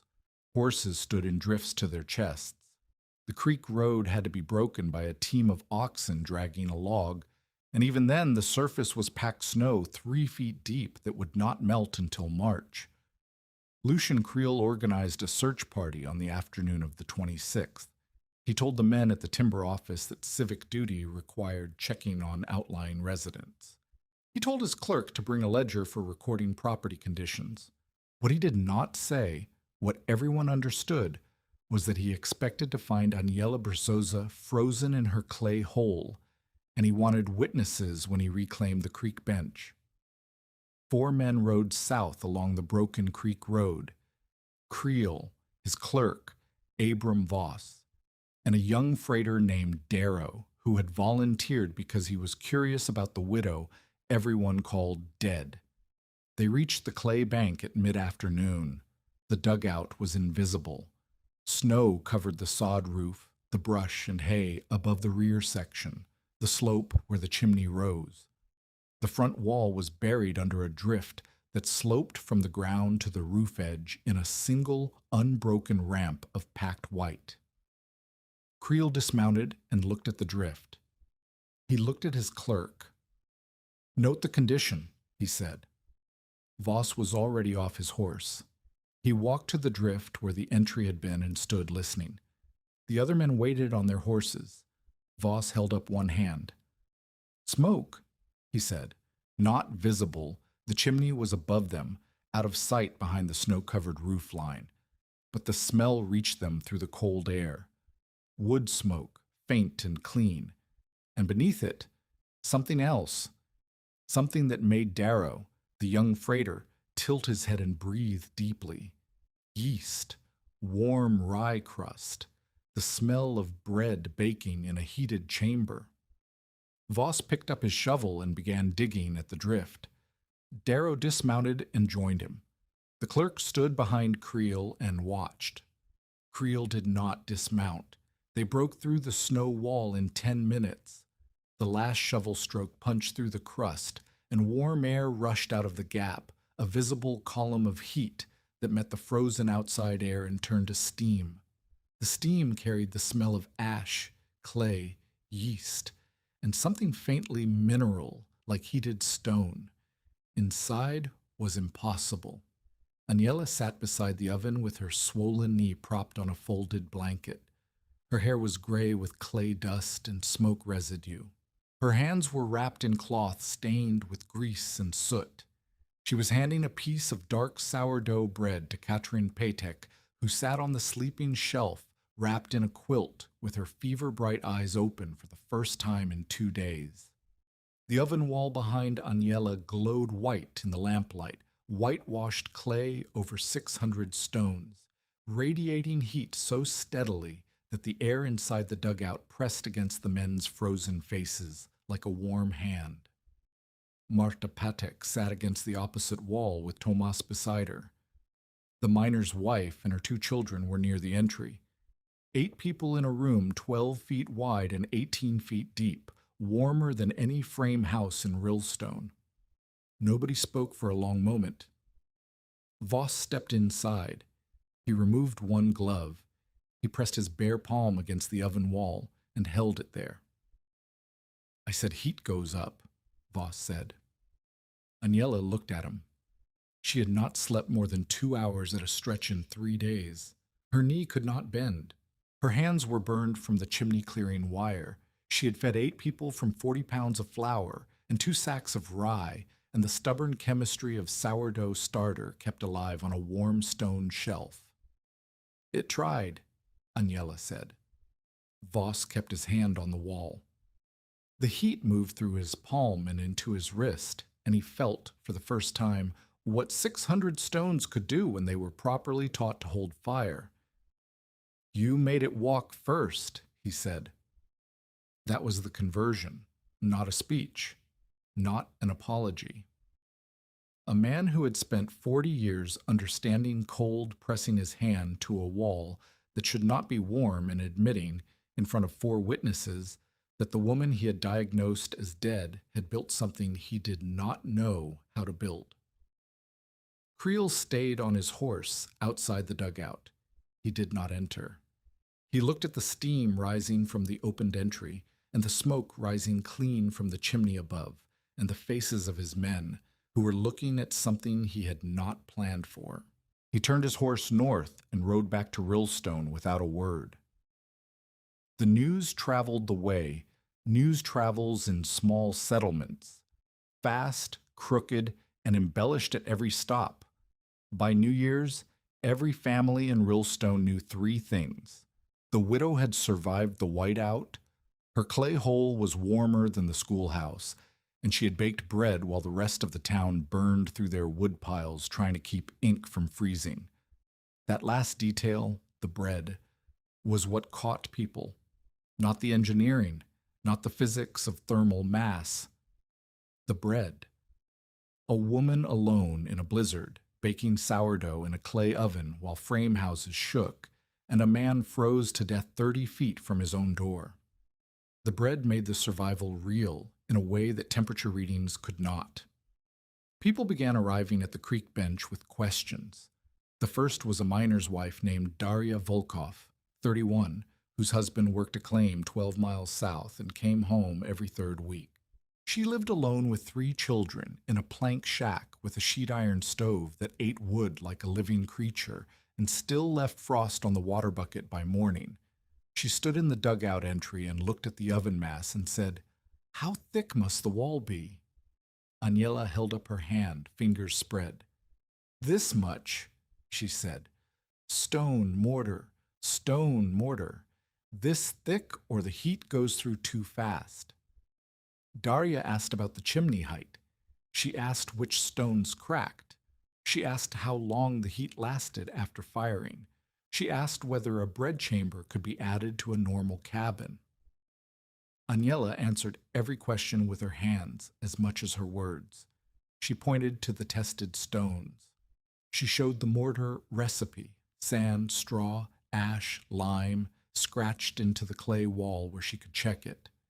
She opened the clean-out port and let Darya look inside at the channel where soot had blackened the stone, but the mortar joints held firm. "Can a dugout be made dry?" Darya asked. Aniela pointed to the drainage trench along the floor. "Water goes down. You go up, always." The second visitor was a cattle hand named Emmett Pruitt, who had lost 2 toes to frostbite during the whiteout and walked with a limp that would last the rest of his life. He did not ask about ovens. He asked about earth. "My bunkhouse has gaps you can see daylight through," Pruitt said. "Could I pack clay against the outside walls?" Aniela looked at him. "Clay alone cracks," she said. "Mix it. Sand, straw, press it thick, whitewash inside to see where smoke comes." The third visitor was Abram Voss, who came alone on a gray morning and spent an hour inside the dugout without speaking. He measured the oven with a knotted string. He counted the chimney courses. He pressed his hand to the mass at different heights and at different distances from the firebox. He opened and closed the clean-out ports. He lit a twist of grass and held it near the draft holes, watching the smoke draw. When he finished, he sat on a stone outside the entry and looked at the frozen creek. "The schoolhouse stove burns constantly," he said. "It still cannot keep ink from freezing near the windows." "The heat goes up," Aniela said, "through the pipe, into the sky. The iron gets hot, but the room stays cold because the heat does not stay." Voss nodded slowly. "How much wood do you burn?" Aniela thought. 2 fires, morning and night. Small fires, hot and fast. Maybe a quarter of what the schoolhouse burns. Maybe less. "And the room holds?" "The stone holds, the clay holds, the earth holds. I just give them the fire." Voss stood up. He put his hat on. "The school board meets next week," he said. "I'm going to tell them what I measured here." He rode north. Aniela watched him go and felt something she had not felt since Mateusz died, the sensation of being taken seriously by a person with authority. Aniela did not sell secrets. She did not have secrets to sell. The principle was simple and old and belonged to no one. Catch fire's heat in mass, slow its escape, use it twice, once for flame, once for stone. What she had was method, and method she shared on one condition. Anyone who wanted the oven heater had to bring clay, stone, labor, and food for the workers. She would not build it for them. She would teach them to build it for themselves. They would test their own stones. They would mix their own mortar. They would lay their own channels and prove their own draft. This was not generosity disguised as principle. It was survival arithmetic. She was one woman with a ruined knee. She could not build ovens for every family between the creek and the rail spur.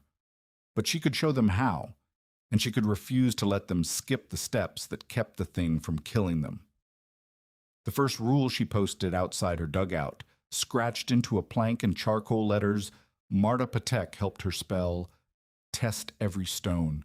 The lazy ones kill." Zam. Rowena Bell came back to the creek bench on the 3rd day of January. She had not been there during the whiteout. She had stayed in her plank room behind the brickyard, alone, coughing, burning her own small store of wood in an iron stove that did exactly what Aniela had described, sent its heat straight up through the pipe and into the sky. She walked into the dugout and stood in the passage between the oven and the sleeping shelf, and looked at the room full of marks from other people's visits, boot prints on the clay floor, hand prints on the whitewashed oven wall where visitors had tested the warmth, a piece of knotted string left behind by Abram Voss. She looked at the oven. She looked at the chimney. She looked at the clean-out port near the firebox, where Aniela had improved the seal with a fitted stone plug instead of the original clay ball. "You changed the clean-out," Rowena said. "The clay plug leaked during the storm," Aniela said. "I cut a stone to fit." Rowena crouched and examined the plug. She pressed it with her thumb. She pulled it out and looked at the edges, smooth, tight, with a thin clay gasket Aniela had applied around the rim. "I did not teach you this," Rowena said. "No." Rowena stood. She looked at Aniela and something in her face shifted, the way a teacher's face changes when they realize the student has passed them. "Now you are not copying memory," Rowena said. "You are building." Their relationship changed after that day. Rowena stopped coming as a teacher and started coming as a collaborator. She brought flour sack paper and a stub of carpenter's pencil and began sketching variants of the oven heater while Aniela described what had worked and what had failed. A smaller corner heater for a frame house, no bake chamber, just a firebox, and a 2-turn channel feeding into an existing chimney. Less mass, less heat storage, but enough to keep a room above freezing through the night without constant feeding. A schoolhouse bake oven, larger firebox, wider bake chamber, a flat iron top surface that could heat water or warm a child's hands. Abram Voss had mentioned the school board, and Rowena wanted a design ready before anyone asked. A storm shelter heater, minimal, portable, something that could be assembled in a root cellar or lean-to with river stones and clay mortar in half a day. Not efficient, not beautiful. Just enough mass to keep a small space above killing cold for 48 hours. They argued over dimensions the way 2 craftspeople argue, with respect underneath the disagreement. Rowena wanted thicker walls in the corner heater. Aniela thought the mass could be thinner if the channel path was longer. They built test sections from loose stones in front of the dugout, fired them with willow, and measured the surface temperature with Aniela's chip thermometer at intervals. Rowena won the wall argument. Thicker walls held heat longer. Aniela won the channel argument. A longer path with 1 additional turn gave up more heat before the exhaust reached the chimney. "Stubborn clay," Rowena said, looking at Aniela. "Stubborn kiln woman," Aniela said. It was as close to affection as either of them came. The deeper conversations happened during work, the way they always do. Rowena had been born free in Maryland. She had moved west after the war, following kiln work and brickwork and anything that involved fire and clay, because that was what she knew, and the frontier did not ask too many questions about who was doing the knowing. She had worked the golden kilns for 18 years, loading brick, tending fires, mixing clay bodies, testing burns. She could tell the temperature of a kiln by the color of the flame and the sound of the draft. She could feel the difference between a clay that would hold at 1,000 degrees and one that would crumble at 800. The kiln dust had cost her. 18 years of calcium and silica in her lungs had left her with a cough that came from below her ribs and never fully stopped. Some mornings she sat outside the dugout for 10 minutes before she could breathe deeply enough to stand. "I built things that will last 100 years," Rowena said once, mixing mortar on a cold morning, "and they will take 30 years off the end of me. That is the trade." Agnella understood the trade. Her own mother had spent her life near stoves and ovens and had died with lungs that sounded like wet paper. "Do not make them admire you," Rowena said, handing Agnella a trowel of mortar. "Make them measure." Agnella took the trowel and turned the words over the way she turned stones, testing them for soundness. Make them measure. Not stories, not gratitude, numbers, temperatures, mortar recipes, chimney heights, firing times, the things that could be written on a board and followed by anyone with hands in clay and patience. In late January, Rowena and Agnella began building a smaller masonry bake heater in the Rillstone schoolhouse. Voss had persuaded the school board. 2 men had donated stone. Marta's nephew Thomas hauled clay from the creek bank in a borrowed wheelbarrow. Rowena supervised the firebox construction. She was precise to the point of fury. Every brick tested, every mortar joint pressed smooth, every angle checked against a plumb line made from a string and a nail. "Sloppy mortar in a school kills children," she said, when Thomas complained about relaying a joint for the 3rd time. "Your complaint is not important." Thomas relayed the joint. He did not complain again. The schoolhouse heater was smaller than Agnella's, 4 feet long, 3.5 feet wide, with a single bake shelf and a 2-turn channel. It sat in the corner where the old sheet iron stove had been, and the chimney used the existing flue hole with additional stone lining to prevent heat loss. The first firing was on a Thursday afternoon. 20 children and the school teacher, a young woman from Ohio named Clara Semple, watched Rowena light the fire and Agnella close the firebox door. An hour later, Clara Semple pressed her hand to the oven wall and pulled it back in surprise. "It is warm," she said, as if she had expected a trick. "It will be warm at midnight," Agnella said, "and tomorrow morning, light a fire before lessons. The children will not see their breath." Clara looked at the oven, and then at Agnella, and then at Rowena, who was already sweeping ash from the firebox with a hand brush, her movements economical and sure, despite the cough that came between every 3rd sweep. 3 weeks later, on a morning in mid-February, when the temperature outside was 9 degrees below zero, Rowena collapsed on the schoolhouse floor. She had been adjusting the chimney cap. The schoolhouse cap needed a wider angle to shed ice buildup, and she came down the ladder slowly, 1 rung at a time, and then sat on the bottom rung and could not stand. Her breathing was shallow and fast, like a bird caught in a hand. Her lips were gray. Agnella was across the room, showing a miner's wife how to test mortar adhesion. She heard the ladder creak and turned, and saw Rowena on the bottom rung, with her hands gripping the wood and her eyes closed. She crossed the room on her bad knee. She did not run. She could not run, but she moved with the deliberate speed of someone who understands that the next minute matters. "Rowena!" Rowena opened her eyes. "Kiln dust," she said. 18 years. I know. I cannot do this much longer." Agnella knelt beside her. The schoolhouse was warm, the new heater had been fired that morning, and the stone radiated steadily, but Rowena was shivering, her hands were cold. "My niece," Rowena said, "in Denver. She has a room." Agnella did not argue. She did not say stay. She understood the math the same way she understood every other math that Winter had taught her. Rowena's lungs were a resource that was depleting, and no amount of stubbornness could refill them. Rowena left Rillstone in the first week of March, riding in the back of a freight wagon heading south to the rail spur. Before she left, she gave Agnella the kiln notebook she had kept for 18 years, a battered leather cover around pages of numbers, clay recipes, firing temperatures, and diagrams drawn in pencil so light they were nearly invisible. Half the pages were smoke-stained, some were burned at the edges. "The numbers are what matter," Rowena said, handing the notebook through the wagon's tailgate. "Not my handwriting."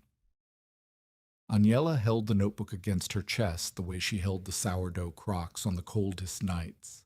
Tight, close, sheltered from the cold that ruined everything it touched.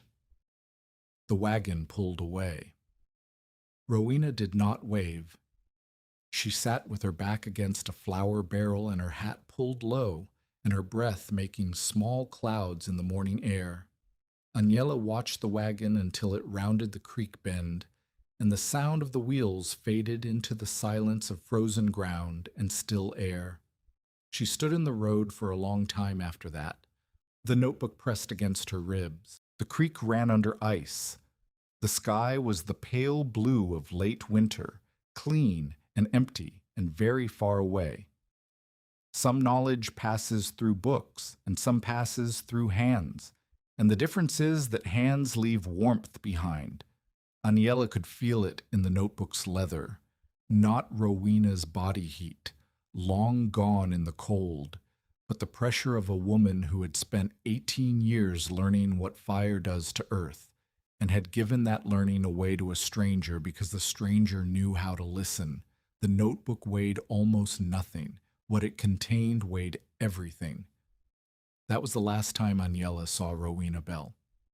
She returned to the dugout and sat beside the oven and opened the notebook to the first page. Rowena's handwriting was small, precise, and tilted slightly left, the hand of someone who had taught herself to write. The first entry was a clay recipe dated 1869. The last was a chimney height calculation from 2 weeks earlier, written in pencil so light it was almost invisible, the letters shaking at the ends where Rowena's cough had interrupted the line. Agnella closed the notebook and pressed it flat against the warm oven wall, as if the clay could read what the paper held. The thaw came too fast. In the second week of March, temperatures swung from 15 degrees below zero to 45 above in the span of 3 days. Snow that had been packed solid for 2 months turned to water that ran downhill in sheets, finding every crack, every low spot, every depression in the ground. The creek rose 2 feet in a single night. Ice jams formed and broke with sounds like cannon fire, and the dugouts flooded, not Agnella's. Her drainage trench, Rowena's 4th lesson, cut into the floor during the second week of construction, channeled meltwater downhill toward the entry and out. The floor was damp, but not pooled. The oven foundation, raised on its stone footing, stayed dry. But 2 other families had dug shelters during the winter, inspired by Agnella's survival but impatient with her rules. A Czech family named Horak had carved a shallow dugout into a north-facing bank. Wrong exposure, wrong drainage, wrong everything. And a young couple named Gill had built a deeper one near the creek bottom, where the water table was 6 feet below the surface in summer and 3 feet below in winter. The Horak dugout flooded knee-deep on the first warm night. The family waded out carrying their children and cursing, and lost nothing but time and pride. The Gill dugout was worse.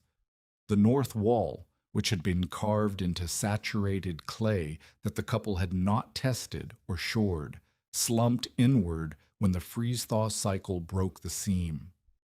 The front wall, sod blocks stacked without willow reinforcement, buckled under the weight of the collapsing earth. The roof, which was brush and hay and packed snow that had turned to heavy slush, dropped. The Gill's daughter was inside. Her name was Ada.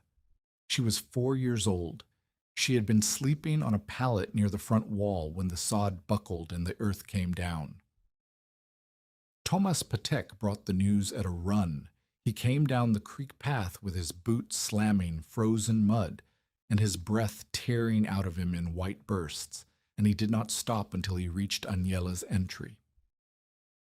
"The gill shelter," he said. "The wall fell. The girl is inside." Agnella was on her feet before he finished. Her knee screamed. It always screamed, but she grabbed the hoe handle she used as a walking stick and started moving. At the gill site, 6 men were already digging. They were digging straight down into the collapsed front wall, shoveling earth and sod and slush in a frenzy that was making things worse.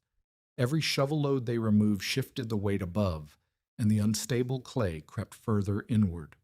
They were racing the collapse instead of working around it. Agnella saw it immediately.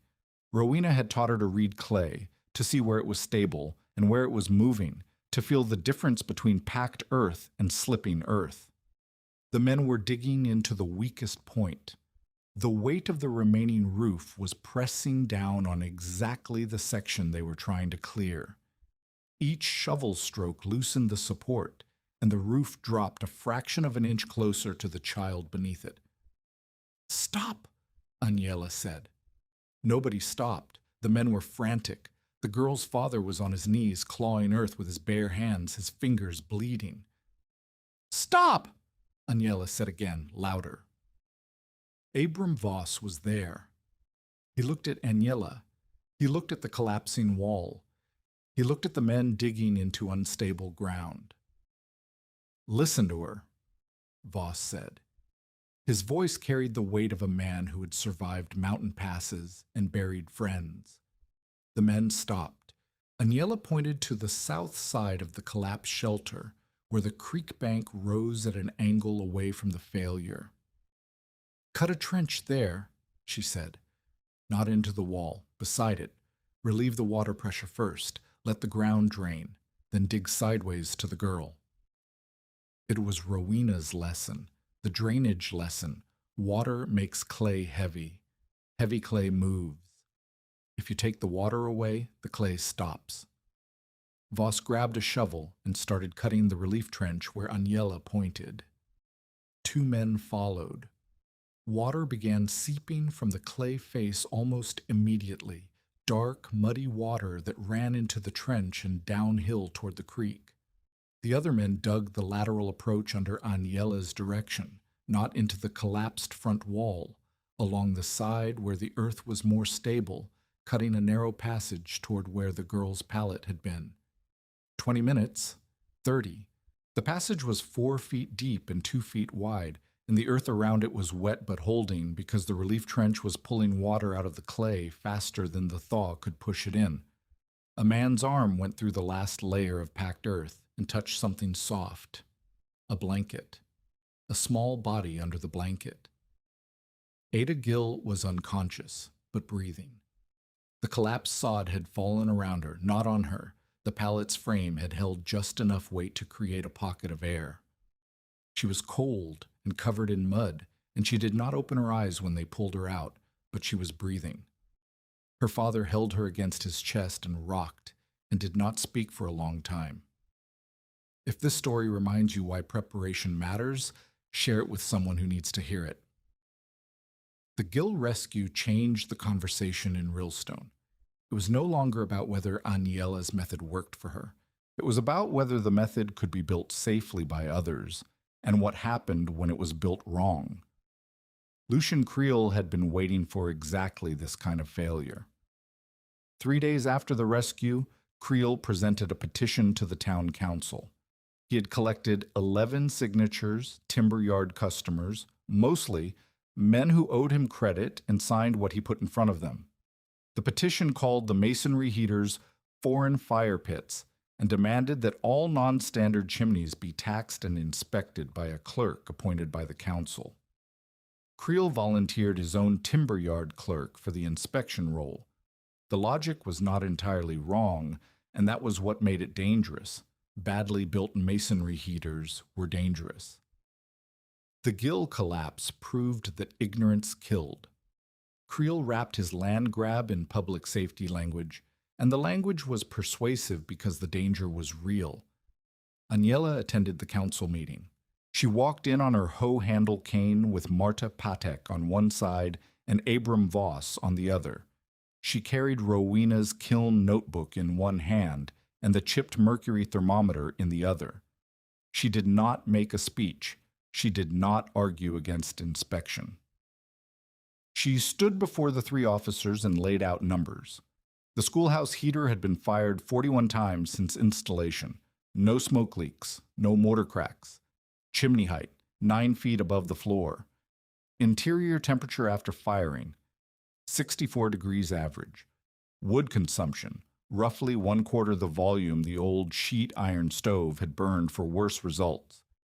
She read the figures from the notebook in her halting English, and Marta translated the words she stumbled on, and Voss confirmed the measurements he had taken himself.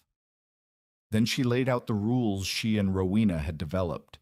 Fire brick or hard-burn brick only at the firebox throat. Riverstone only in outer mass, and only after testing. 2 clean-out ports. Chimney cap raised above. Expected drift line. Lime-washed interior to reveal smoke leaks. Drain trench and raised sleeping shelf. No sleeping inside until the clay cures and draft proves steady. "These are the rules," Aniela said. "Follow the rules. The heater works. Ignore the rules. People die. Inspection is good. Give the job to someone who knows clay, not someone who sells lumber." She looked at Creel when she said the last sentence. Every person in the room understood what she meant. The council tabled the petition. They did not kill it. Creel still had influence, but they did not vote on it either. The matter would be revisited, they said, after the spring thaw. Creel left the meeting without speaking to anyone. His clerk followed 2 steps behind, clutching the unsigned petition. Aniela walked home to the creek bench in the dark with Rowena's notebook under her arm and the taste of English words still strange on her tongue. She had spoken more in that meeting than she had spoken in any single hour since arriving in Colorado. Her knee ached, her hands ached. She was tired in a way that sleep could not fix, the tiredness of a woman who had spent 4 months proving she deserved to be alive. But the council had listened. Voss had confirmed her numbers. Marta had stood beside her. And when she reached the dugout and ducked through the entry and pressed her palm to the warm oven wall in the dark, the heat was still there, steady, patient, stored in 600 stones that did not care who doubted them. She lit a small fire and slid a loaf into the bake chamber and sat on the sleeping shelf and opened Rowena's notebook to a page of clay recipes written in a hand that shook slightly at the ends of the letters.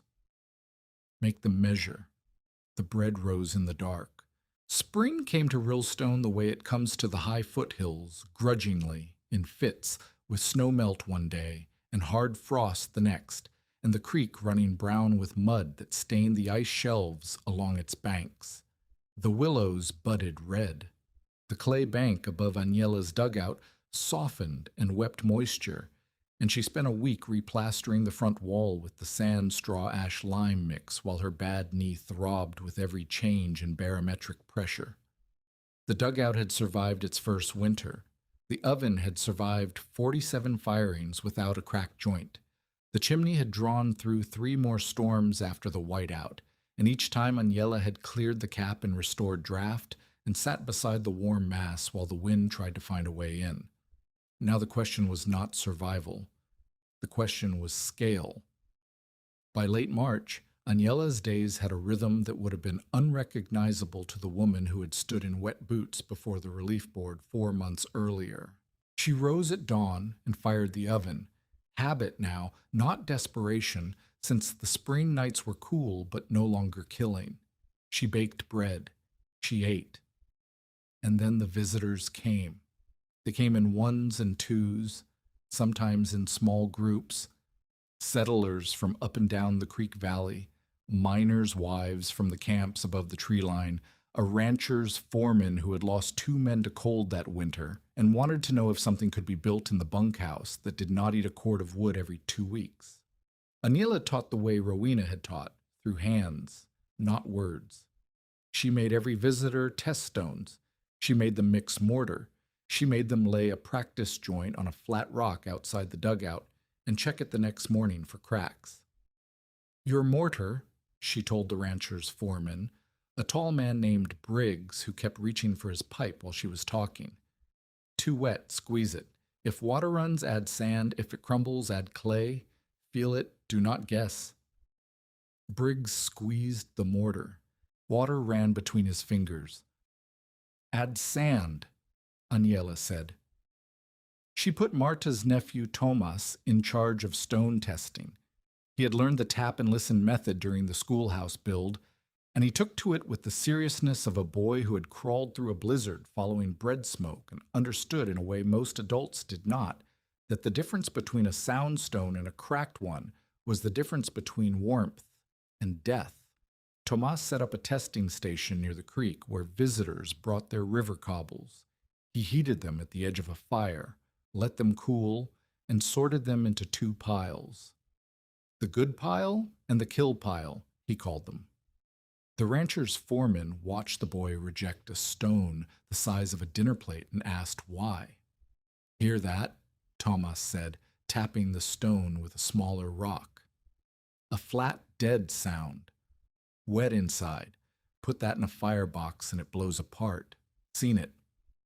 He had not seen it personally, but he had heard Rowena describe it, and he had watched Aniela test 200 stones during construction, and in his 14-year-old mind the knowledge was as solid as if he had held the shrapnel in his hand. Abram Voss became, without anyone naming it, the person who brought newcomers to the creek bench. He had measured the schoolhouse heater through the rest of the winter. He had written the numbers in a pocket ledger, firing times, temperatures, wood consumption, chimney draw speed, with the methodical patience of a man who had spent decades keeping freight records. When a settler asked him whether the widow's method was real, Voss did not offer an opinion. He opened the ledger and read the numbers. Schoolhouse heater, fired at 7 in the morning. Firebox loaded with 6 pounds of dry willow and split oak. Burn time, 40 minutes. Room temperature at 8:59 degrees. Room temperature at noon, 54. Room temperature at 4 in the afternoon, 48. Wood used per day, approximately 12 pounds. The iron stove it replaced used 40 to 50 pounds per day for lower average temperatures. The numbers did what numbers do. They removed argument from the conversation. A man could doubt a widow's judgment. He could not doubt a thermometer. Voss brought settlers to Aniela's dugout, the way a man brings a sick horse to the one farrier who knows the problem. He did not announce her. He did not praise her. He said, "Listen before you freeze." And then he stood back and let her teach. The man who changed the practical shape of Aniela's work arrived in April on a wagon loaded with iron. Jonas Iverson was 55, Danish, a widower, and a blacksmith whose forge had been in a lean-to behind a defunct assay office on the Rillstone Road. He was broad in the shoulders and quiet in the way that men who work with hammers are quiet. Conversation competed with the ringing in his ears, and the ringing usually won.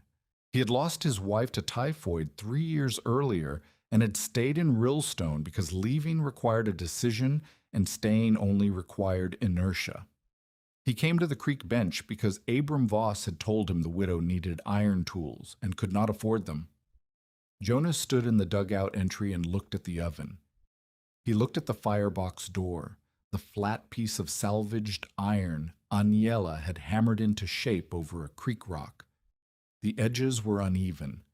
The fit was poor. Heat leaked around the gaps. He did not say it was bad work. He said, "That door loses heat." Aniela said, "I know." Jonas ran his hand along the edge. "I can make you a proper one, fitted, with a hinge and a latch." I cannot pay for iron. Jonas looked at the oven. He looked at the chimney. He looked at the whitewashed walls and the bread shelf and the chip thermometer hanging from a nail. I am cold every winter, he said. Teach me to build one of these in my shop. I will make your tools. It was not charity. It was trade. And it was the beginning of something neither of them named for a long time. Jonas built the firebox door first.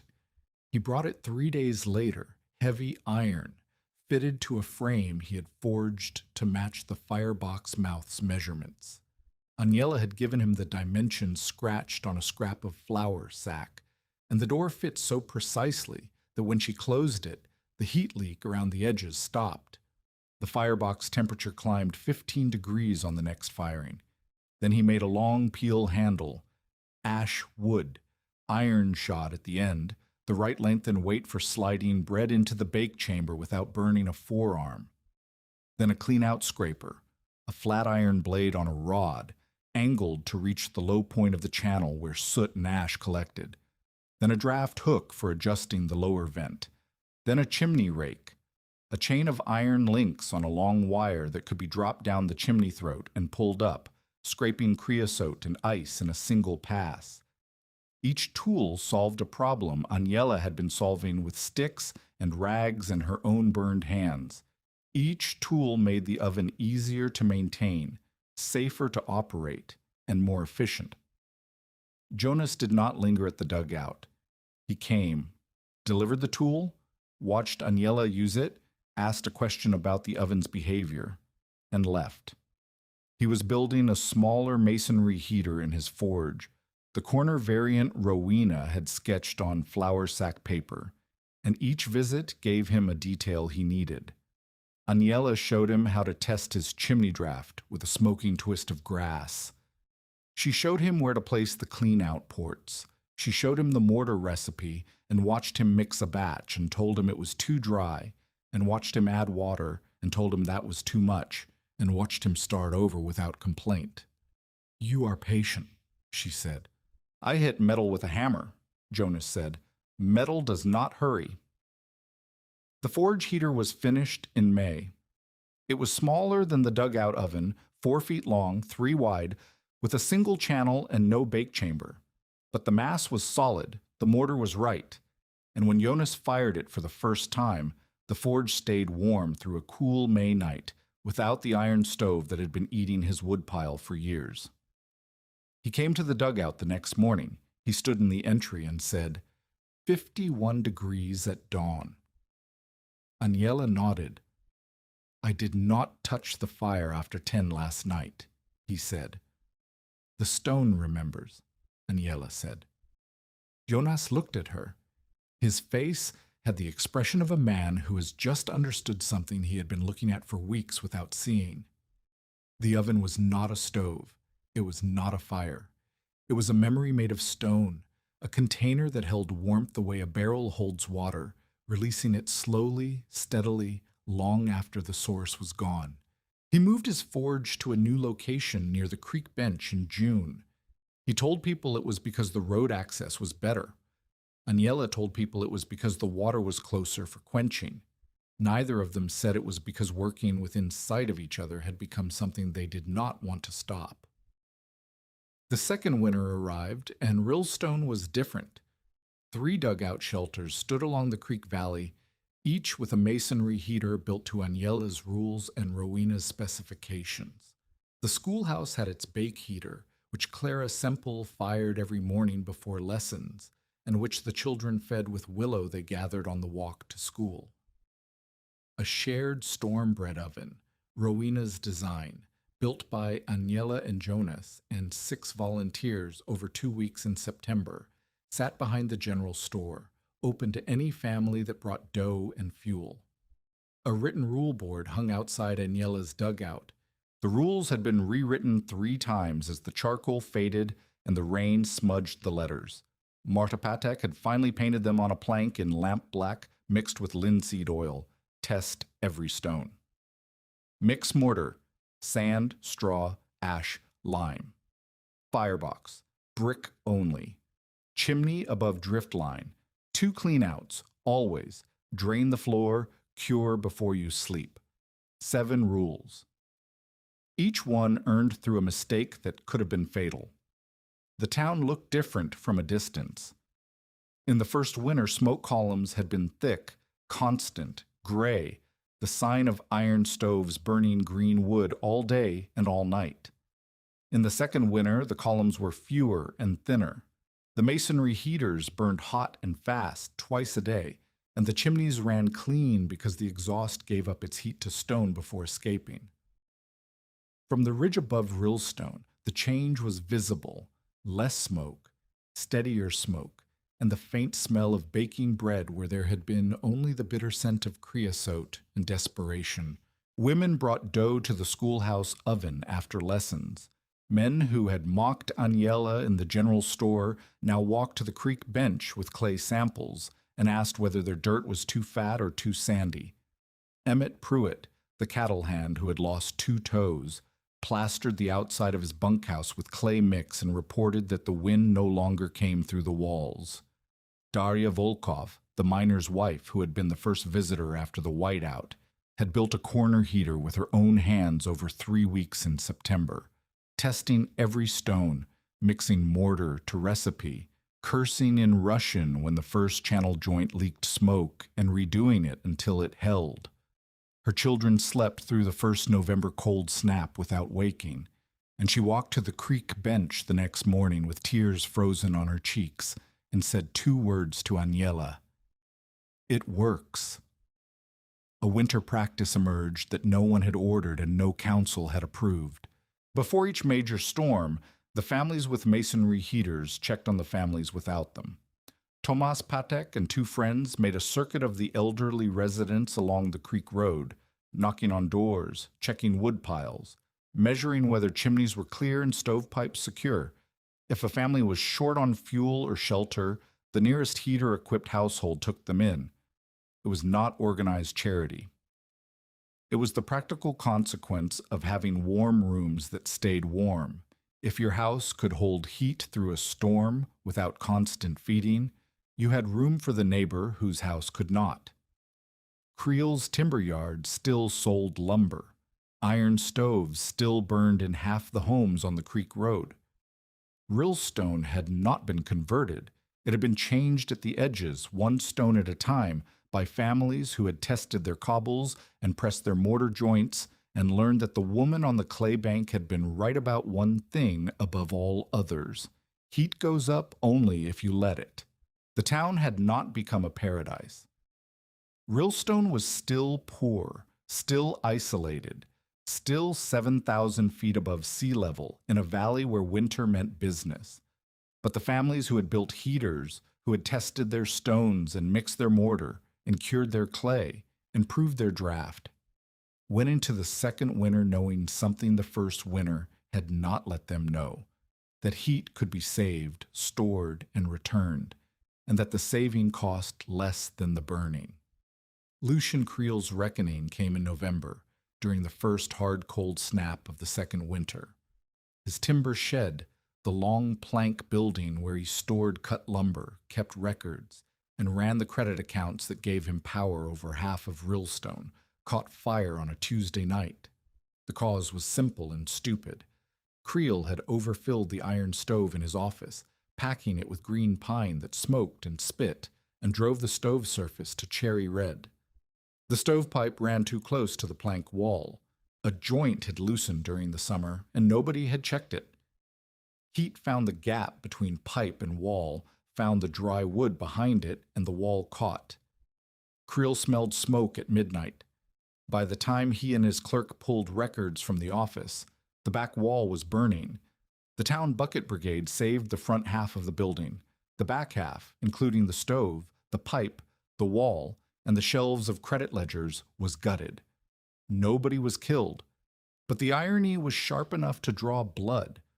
The man who had mocked stored heat and dismissed the widow's clay oven as a foreign fire pit had nearly been ruined by the exact failure the masonry heater was designed to prevent: an iron stove running too hot. a pipe too close to wood, heat that had nowhere to go except into the nearest flammable surface. The fire did not humble Creel. Nothing would humble Creel, but it broke something in the wall of his authority, and what came through the crack was need. His clerk's family, a wife and two small children, had been sleeping in the back room of the timber office. The back room was gone. The iron stove was warped and unusable, and the temperature outside was 11 degrees and dropping. Creel came to the creek bench on a Thursday morning. He came alone, on foot, which was notable because Lucian Creel did not walk when he could ride and did not visit people he considered beneath him. He stood outside the dugout entry and waited until Agnella came out. She stood on the threshold with her hoe-handled cane and looked at him. The last time he had been on this ground, he had laughed at her stones and told her heat goes up. "What would it cost to build one of yours?" Creel said. Agnella looked at him for a long time. She looked at his boots, which were good leather. She looked at his coat, which was heavy wool. She looked at his hands, which had never tested a stone or mixed mortar or pressed a joint smooth with a bleeding thumb. "Not mine," Agnella said. "Rowena's clay. My mother's stove. Your hands." Creel's jaw tightened. "I can pay someone to do the labor." "You can, but you will not learn, and what you do not learn you cannot keep." She was quoting the principle Rowena had lived by, and the principle she had taught every visitor since January. The method was not a product, it was a practice. You could not buy warmth the way you bought lumber. You had to build it with your own hands and understand it with your own body, or it would fail when you needed it most, and you would not know how to fix it. Creel stood in the cold and looked at the dugout and the oven visible through the entry and the warmth radiating from the clay walls into the morning air. His clerk's family was sleeping in a neighbor's spare room.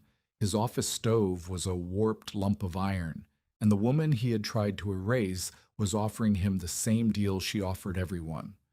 Bring clay, stone, labor, and food for the workers.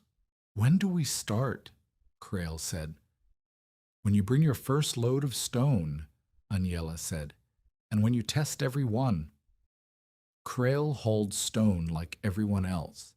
He hauled it badly, too fast, without sorting, dumping creek cobbles in a pile instead of laying them out for testing. Tomas Patek rejected half the first load. "Wet ones," Tomas said, tapping a large flat stone that thudded instead of ringing. "These go back." Creel looked at the 14-year-old boy, and for a moment the old contempt flickered across his face, the same expression he had worn when he called the dugout a bakery for ghosts. Then he looked at the rejected stones, and at the good pile, and at the testing fire where Thomas heated samples with the calm expertise of someone who had done it 200 times. Creel loaded the rejected stones back onto his wagon without a word. He came back the next day with better stone. Thomas accepted most of it. Jonas Everson forged the firebox door and the clean-out tools. Agnella supervised the mortar mix and the channel layout. Marta Patek, who had become Agnella's primary translator for complex instructions, stood beside Creel and explained the drainage trench with the patience of a woman who had stopped being impressed by powerful men a long time ago. The heater was built in Creel's rebuilt timber office in 12 days. It was a corner variant, smaller than Agnella's dugout oven, with a single-turn channel and no bake chamber fitted against the stone wall that had survived the fire. The mass was 300 stones, each tested. The mortar was right. The chimney drew clean on the first curing fire. On the fourth day, Creel mixed mortar for the first time in his life. He used his hands because Agnella insisted on it. No trowel, no board, hands in the clay. He made it too wet. Agnella told him. He added sand. He added too much. The mix crumbled when he squeezed it. He stood with gray clay drying on his fingers and a look on his face that Agnella recognized, the look of a man who has controlled other people's labor for so long that he has forgotten what labor feels like. Again, she said. He mixed it again. The third batch held. Agnella made him lay the first channel stone himself. A flat cobble, tested and approved, set into mortar at the angle she specified. He pressed the joint with his thumb, the way she had pressed 1,000 joints with hers. The mortar was uneven. She made him scrape it out and redo it. "Why does it matter?" Creel said. His voice had the edge of a man unaccustomed to correction. "Rough mortar catches soot," Agnella said. "Soot catches fire. Fire in the channel means fire in the wall. Your family." Creel repressed the joint. It was better. Not good, but better. By the 12th day, when the chimney was capped and the first curing fire lit, Creel had laid 61 stones with his own hands. His fingers were cracked. His back ached. He had learned in the way that only physical labor teaches what it meant to build something that would hold heat and what it cost to build it wrong. Creel never became kind. He never apologized for the relief board hearing or the claim map marked unfit or the months of mockery. He never acknowledged that the woman he had tried to kill with indifference had saved his clerk's family and rebuilt his understanding of heat. But he stopped calling the dugout a grave. He stopped calling the heaters foreign fire pits, and when the council revisited his inspection petition that winter, he withdrew it without explanation. That was not redemption. It was arithmetic. The man who understood credit and debt better than anyone in Rillstone had calculated the balance and found himself owing more than he could name. Jonas Everson asked Agnella to marry him on a cold evening in February of the second winter. They were sitting outside the dugout on a bench Jonas had built from salvaged lumber, watching the chimney smoke rise straight and thin into still air. The creek was frozen. The stars were hard and bright. He did not make a speech. He said, "I would like to stay." Agnella said, "You are already here." "I would like to stay permanently." She looked at him. He was 55 and she was 59. They were not young. They were not romantic. They were two people who had each buried a spouse and survived a winter and built something with their hands that worked, and what they felt for each other was closer to trust than to passion.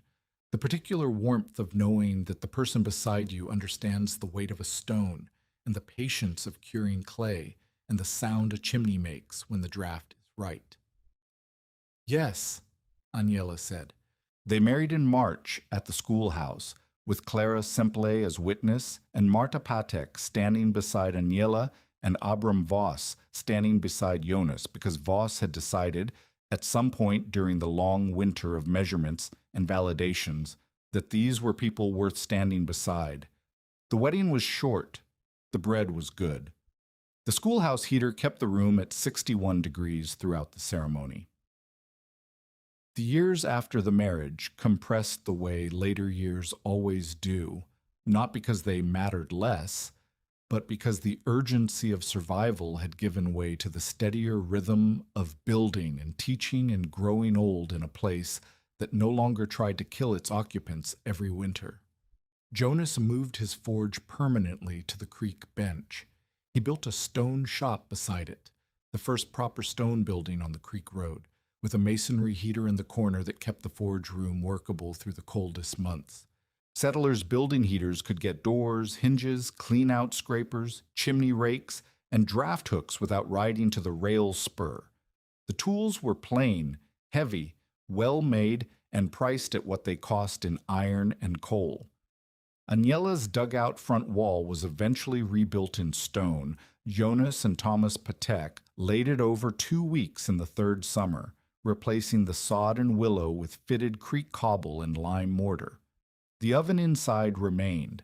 It was patched and whitewashed and patched again, and the mortar joints were repressed every autumn, and the fire bricks in the firebox throat were replaced twice in 12 years when they finally cracked from the accumulated stress of 1,000 firings. But the mass held.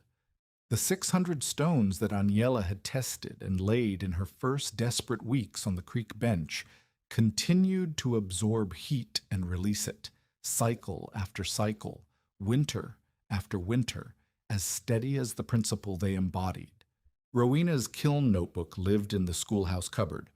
Clara Semple made copies of the mortar recipe and the chimney height calculations for her students. Before each winter, the older children copied the 7 rules from the plank outside Aniela's dugout into their own notebooks, and the younger ones watched and asked what the rules meant, and the older ones explained with the authority of people who had tested stones and mixed mortar themselves. The knowledge spread the way Rowena had wanted it to spread, through numbers, through hands, through the patient repetition of doing a thing correctly until the doing became automatic, not through admiration, through measurement. Aniela taught for 12 years. She never grew rich. She never asked for payment beyond labor and materials and the food that workers shared during building days. Jonas made tools and mended hinges and shod horses and never charged more than what the iron cost him. They ate bread from the bake chamber and eggs from hens that roosted in a stone coop Jonas built against the south wall of the dugout. And in the evenings they sat on the bench outside and watched the chimney smoke rise into air that smelled of clay and lime and the creek's cold mineral breath. In the 7th year, a letter came from Denver. Rowena's niece wrote that Rowena Bell had died in her sleep on a night in April, quietly, without pain, with a window open because even at the end she could not bear a room without moving air. The niece enclosed a single page torn from a second notebook, a drawing of a masonry heater with annotations in Rowena's careful hand, showing a design Aniela had never seen, a double-channel system that could heat 2 rooms from a single firebox. At the bottom of the page, in pencil so light it was barely legible, Rowena had written, "For the stubborn clay." Aniela pinned the page to the wall above the sleeping shelf and built the design the following autumn in a settler's cabin 3 miles east. It worked.